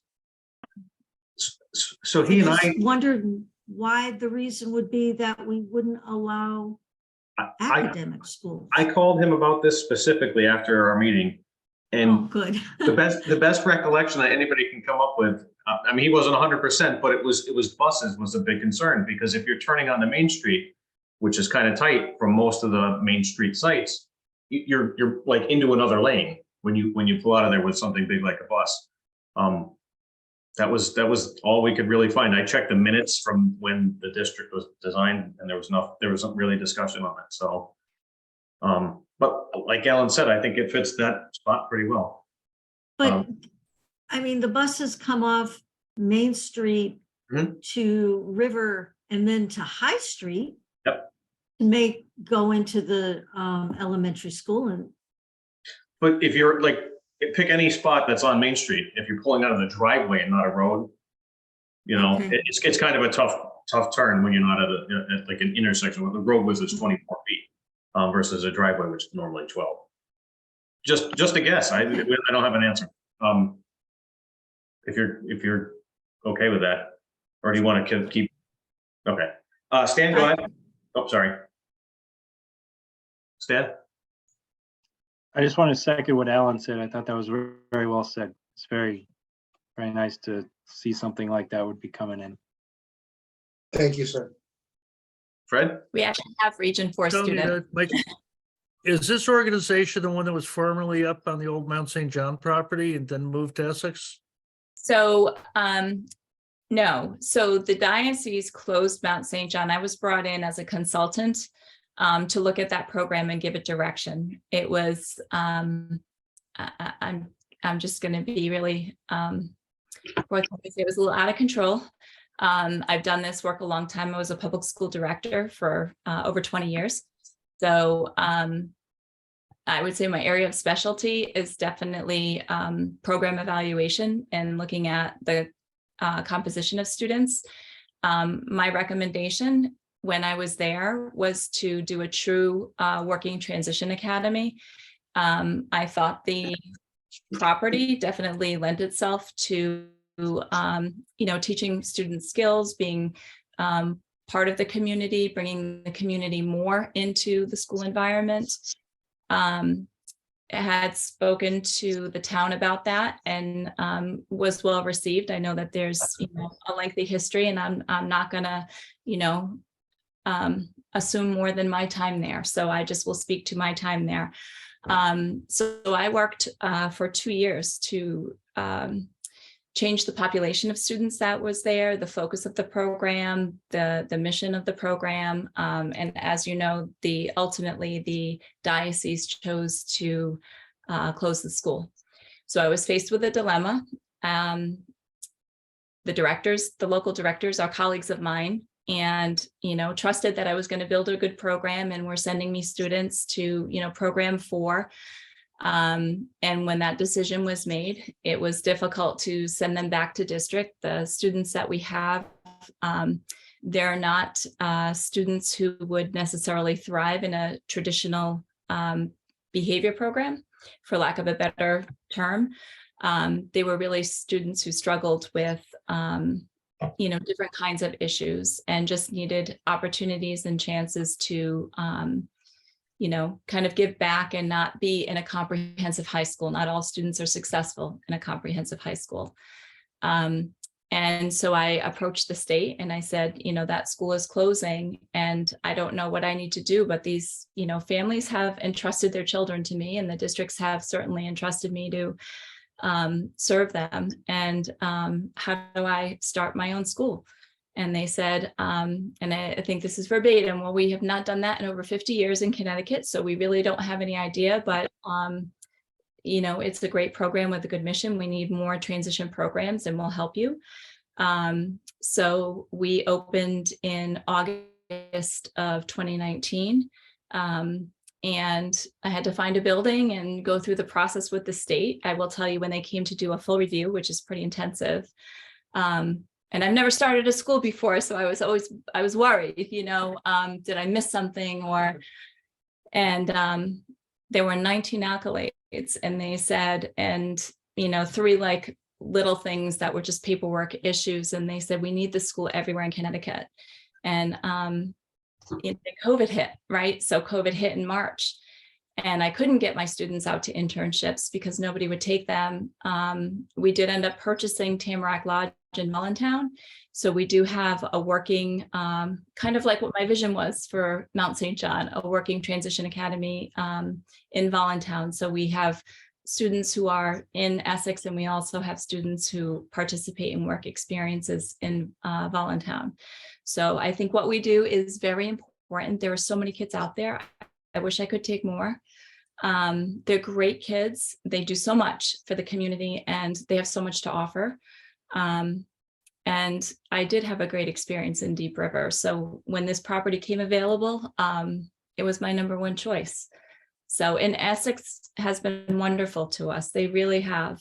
And it's got to be the right site, and just the access to downtown, and, you know, for them to be part of, you know, they put up Christmas decorations in Westbrook and, you know, help the town with that. And, you know, we really try to be as actively involved as we can. And I don't know, Deep River was good to me when I was there. And I'd be excited to, you know, call Deep River home for our students. So to directly answer your question too, and just make sure we touch on it, not the same program, but it's born out of what had been there.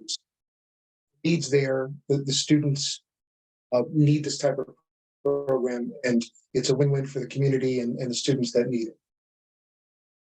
And it's ironic because the students that are that were left when the school closed are graduating this year. So they've been with me for 5 years. So that's pretty exciting. So Angus had his hand raised, so he's on here if he would pop on. No, he wanted to say something. Yeah, thanks, Tony. I'm not sure that I wasn't going to speak at all tonight about this, but Pam's comment about being welcomed by the community, and Alan's very well said response to that. I don't know if it was a response to that, but it certainly could have been. I don't know how exactly to change this zone or change the text for this zone, but in my opinion, this is a very good use for this property, and it's a very good spot for this use. Given what's happening downtown, we've got the Nest right across the street. I think that this is a very positive move for this property, and a positive move for our community. I can't speak for the community, although I guess that's kind of what I'm occasionally asked to do. But I think Deep River is in fact a welcoming community, and will in fact welcome these students and the school. I think that given what I've watched happen in Essex with the kids, and what I understand from a couple of quick phone calls, these schools are a very integral part of the community after a little bit of time. And I think that this is a positive step for downtown Deep River, and I'd love to see how this can become real. Thank you, First Selectman. Yeah, I said something the other day when I was talking with economic development about this, and it's a little goofy, and I probably shouldn't do it on a recorded meeting, but you know, this is a real positive. It's a positive energy that comes onto Main Street, and there's a good vibe, a good positive vibe that comes out of it, and that's what Deep River and Main Street needs. And I hope that we can come to some solution that can bring them here. I don't think that coming off of High Street is the right idea, but that's a whole nother story. So that's it. Thanks very much for listening. Thanks, Angus.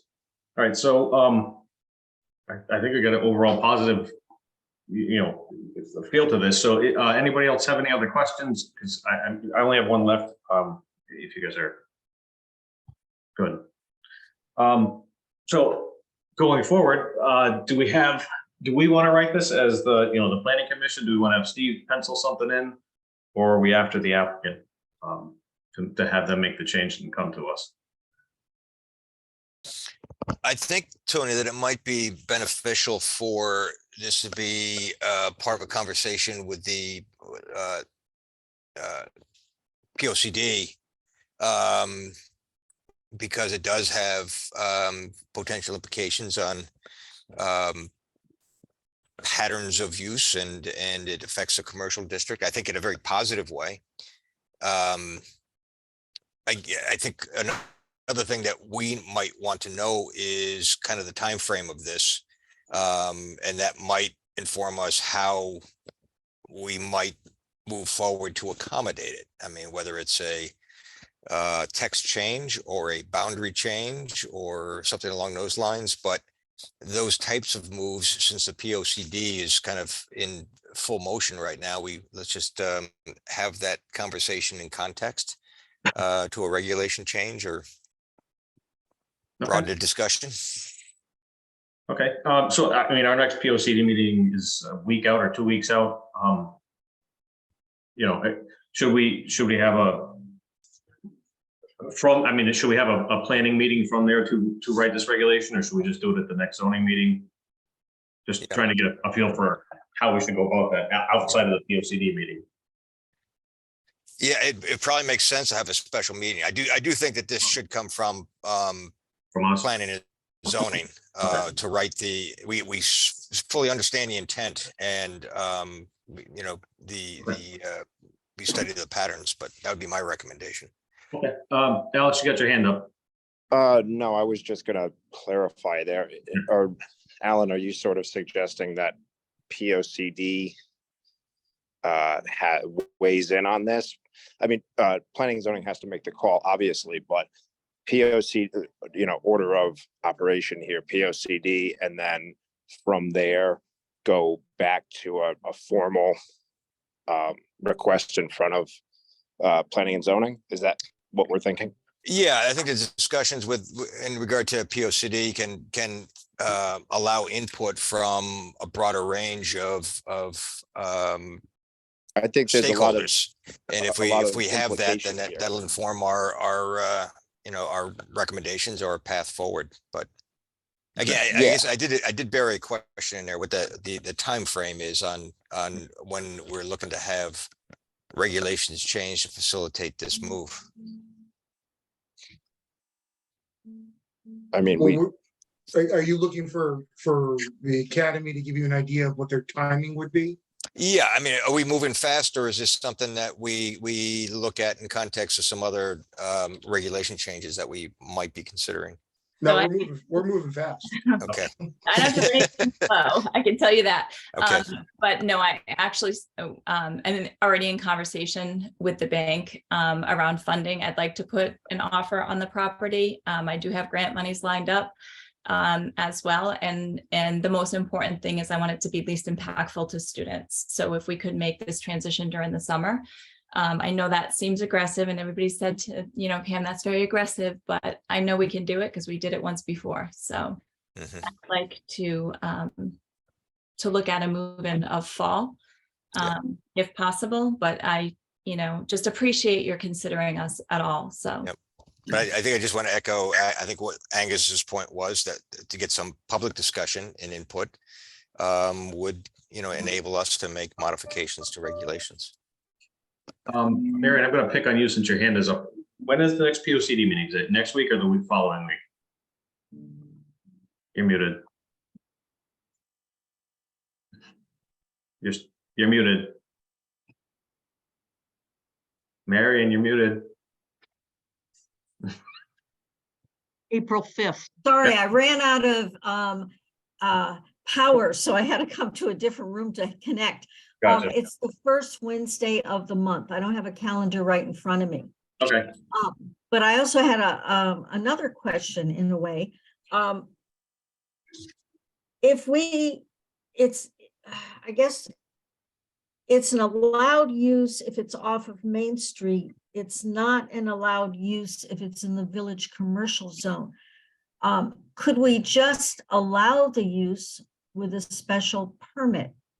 And the special, and traffic patterns and appropriate use to adjacent, all the things that we typically look at with a special permit.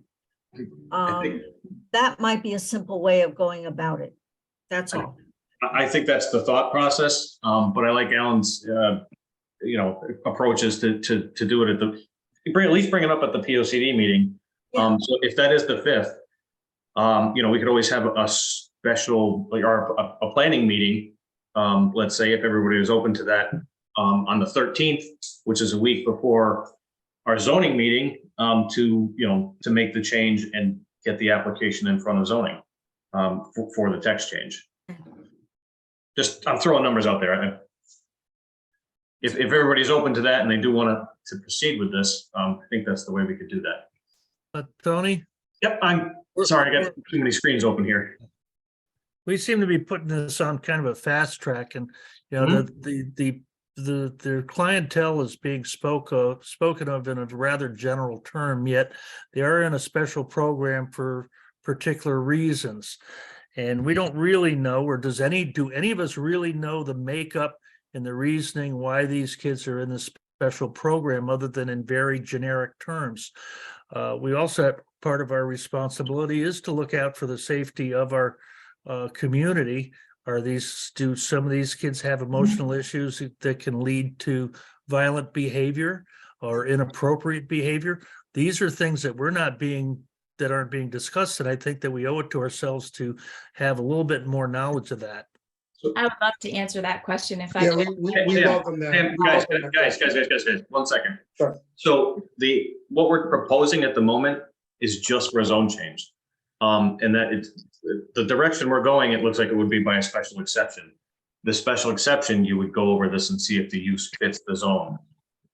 So, I mean, we're trying to put the cart before the horse, and I don't think I understand we can answer that question if you guys are comfortable with that. But we're just trying to change this zone to allow schools at the moment. I would be happy to answer it if you'd like me to, because I think that's a really valid question, because I think that there's a lot of misconception around just even the word special education, and knowing your history with what was up at Mount St. John. I think it's a valid question.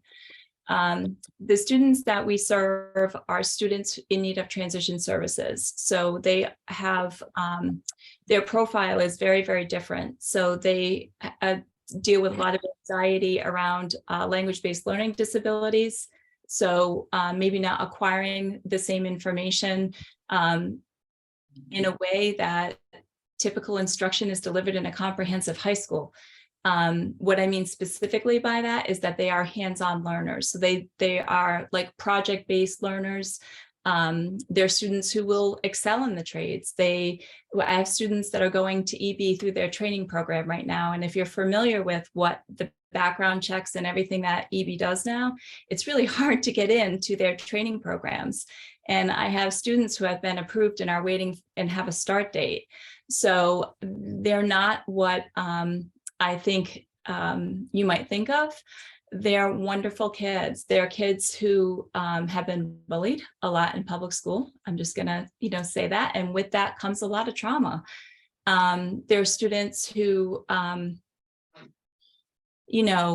are really kind of more arts oriented. So they may have been in like a charter school, or they may have been in a VOTEC school, but didn't necessarily have all the learning supports and the opportunities that they really needed. They're students who will not qualify for adult services when they exit from school services. And what I mean by that is,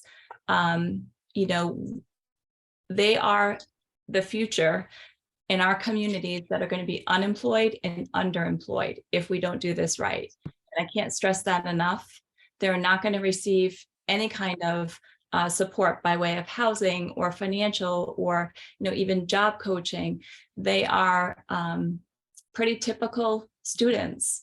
And like I said, students that come from Region 4, so they're students that if you come in, and I would welcome, come visit and meet them. They work at Tamarack on Friday nights when we have live music. I have one of my students is one of our hostesses. They're great kids. They just really needed an opportunity to have something truly alternative and, have a purpose and a direction for what they're going to do next. And, I think the world of them, obviously, and I love what we do. I love that I have the opportunity to do this, but I absolutely understand the question. And that was my big concern when I was there at Mount St. John, to be quite frank, was the population that was there. It wasn't safe for anyone. And this is not, we don't do restraint and seclusion. So that should tell you, we have, obviously those regulations in place in Connecticut. We are a hands-off program. We teach kids how to have healthy relationships because they are going to be parents, they are going to be spouses, significant others. And that's really important that they know how to communicate and be able to function within a relationship. Those are the things that we're not teaching in public school that we should be, that we really focus on at Connecticut Coastal. So I didn't want to do kind of like what is typically done. I started this school with a very specific mission and vision for what our young adults really need to learn. Okay, Pam, thank you. Alex, you have your hand up. You're muted if you're trying to talk.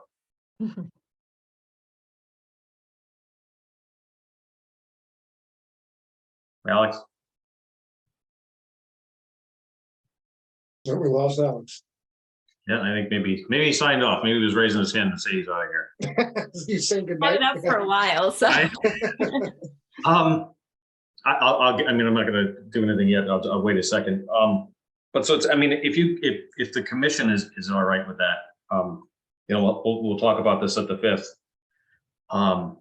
Whatever and then if we, let's see, so that's the 5th.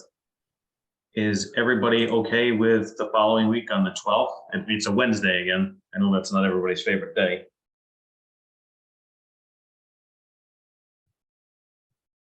Tony, can we, There we go. can we stipulate that this would be a meeting of some exact amount of time to sort of lighten the load for people, since it is a special meeting?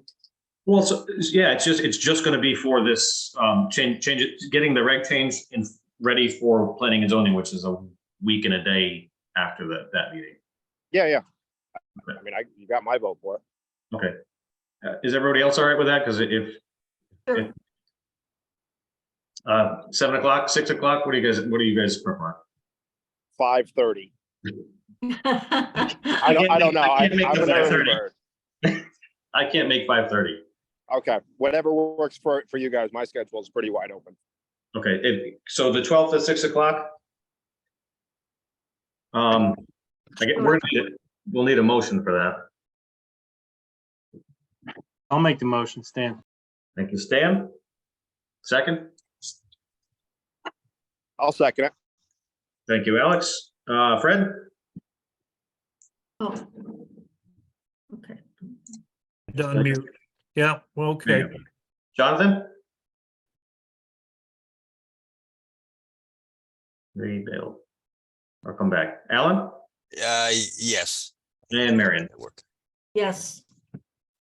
All right, that sounds good. So, as you heard, looks like we'll discuss this at our POCD meeting, get some input from everybody, and get a regulation rolling on the following week. Thank you guys very much for coming in. Thank you.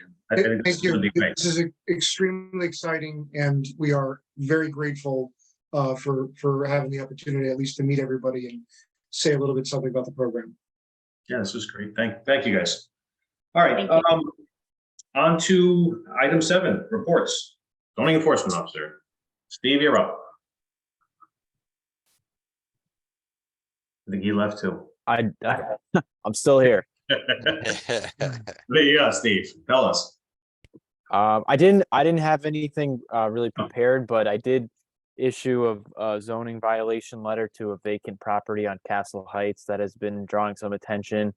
No actual site activity, but just some storage of vehicles on the site without a principal use, being a single family home or something actually permitted. I have reached out to a couple other people about minor issues. I'm just hoping to resolve without any violations. Nothing large to report. I think I might have know. I think I know the property on Castle Heights. Well, I know the previous owner for the property on Castle Heights. Fred, you got your hand up. Yeah, update on the trash facility and the public hearing on that and why Just been that thinking. changed, because apparently it's being operated by someone who's not the one with the permit, is the way I read that. Yeah, the trash hearing was originally postponed once because the applicant, in order to make accommodations for the applicant so they could get counsel, I guess. And the second time it was a request to reschedule by the town.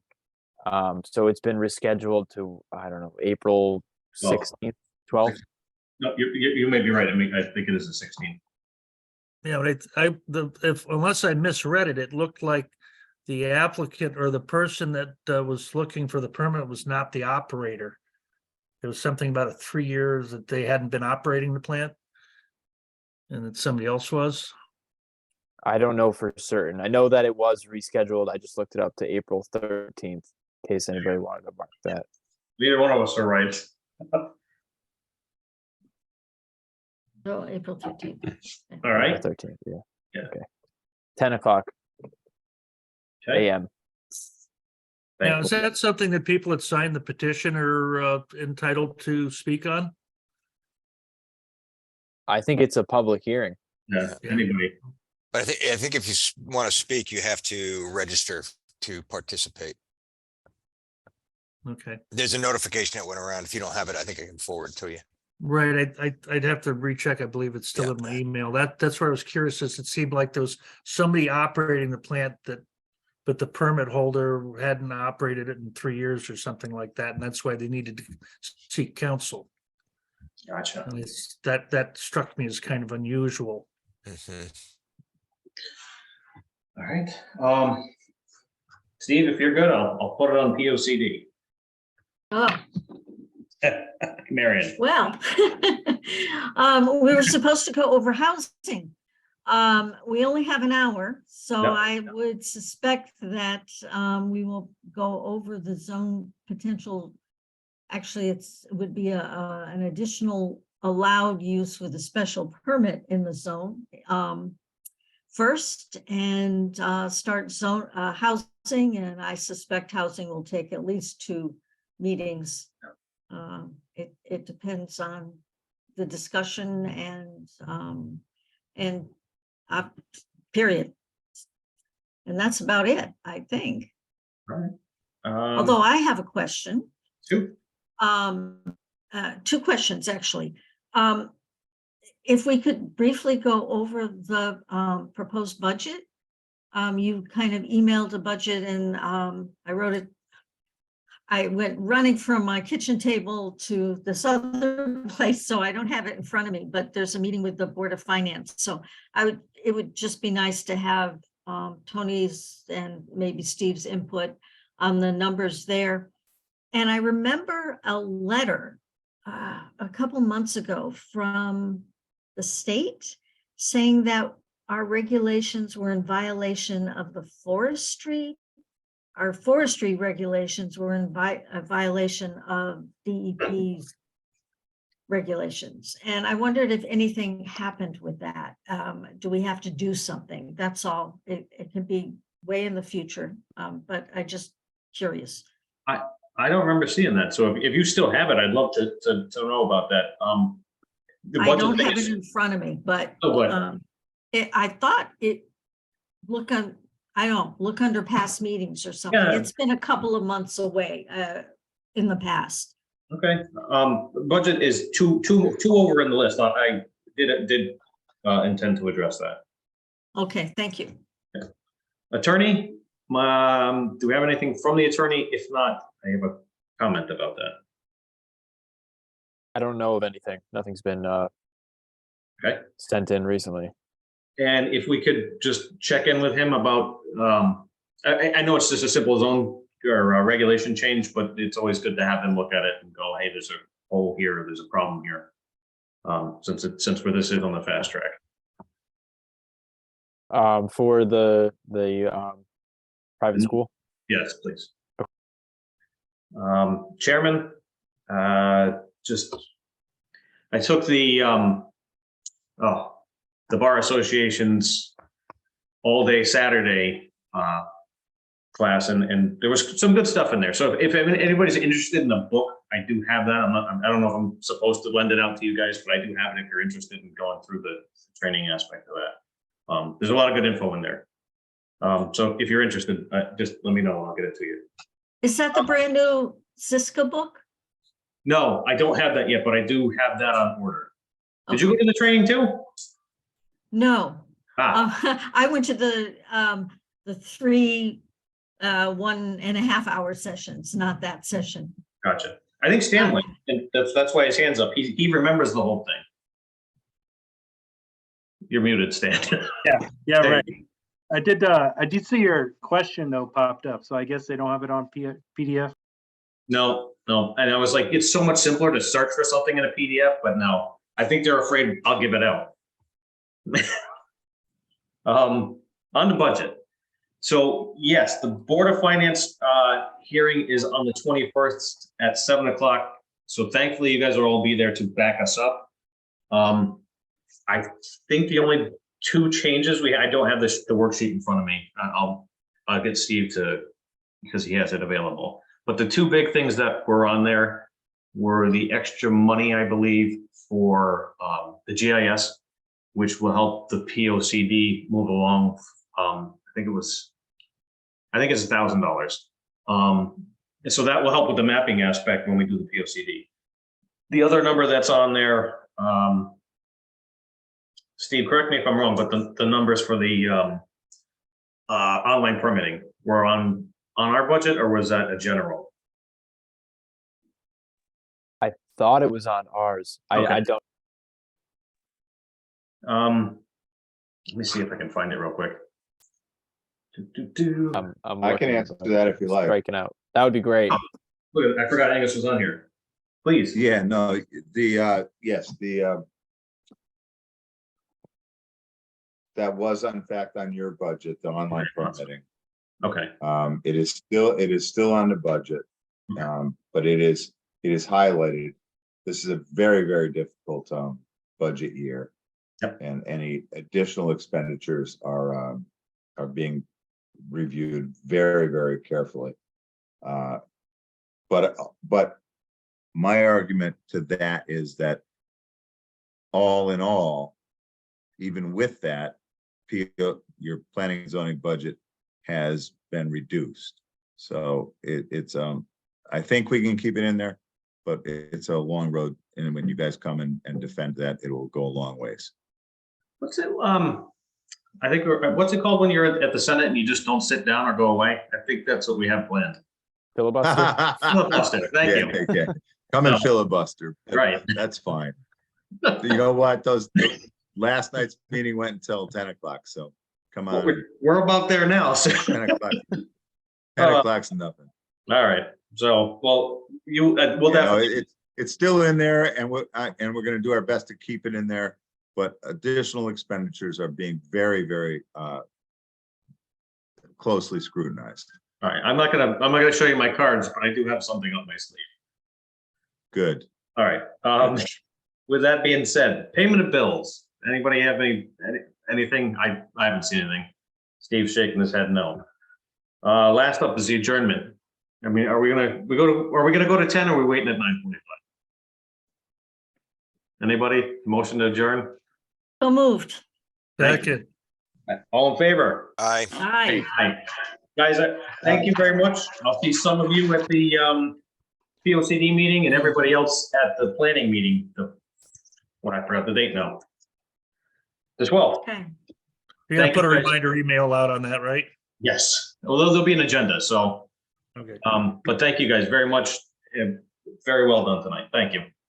And I'm sorry, I will not be able to attend that budget meeting next week. I'll be out of town. Okay, Sorry about that, but I'll put you on speakerphone. thank you. I'll FaceTime you, get in there. Fantastic. Thank you, guys. Have a good night. See you, Tony. Night. Thank you. Oh, where's leave?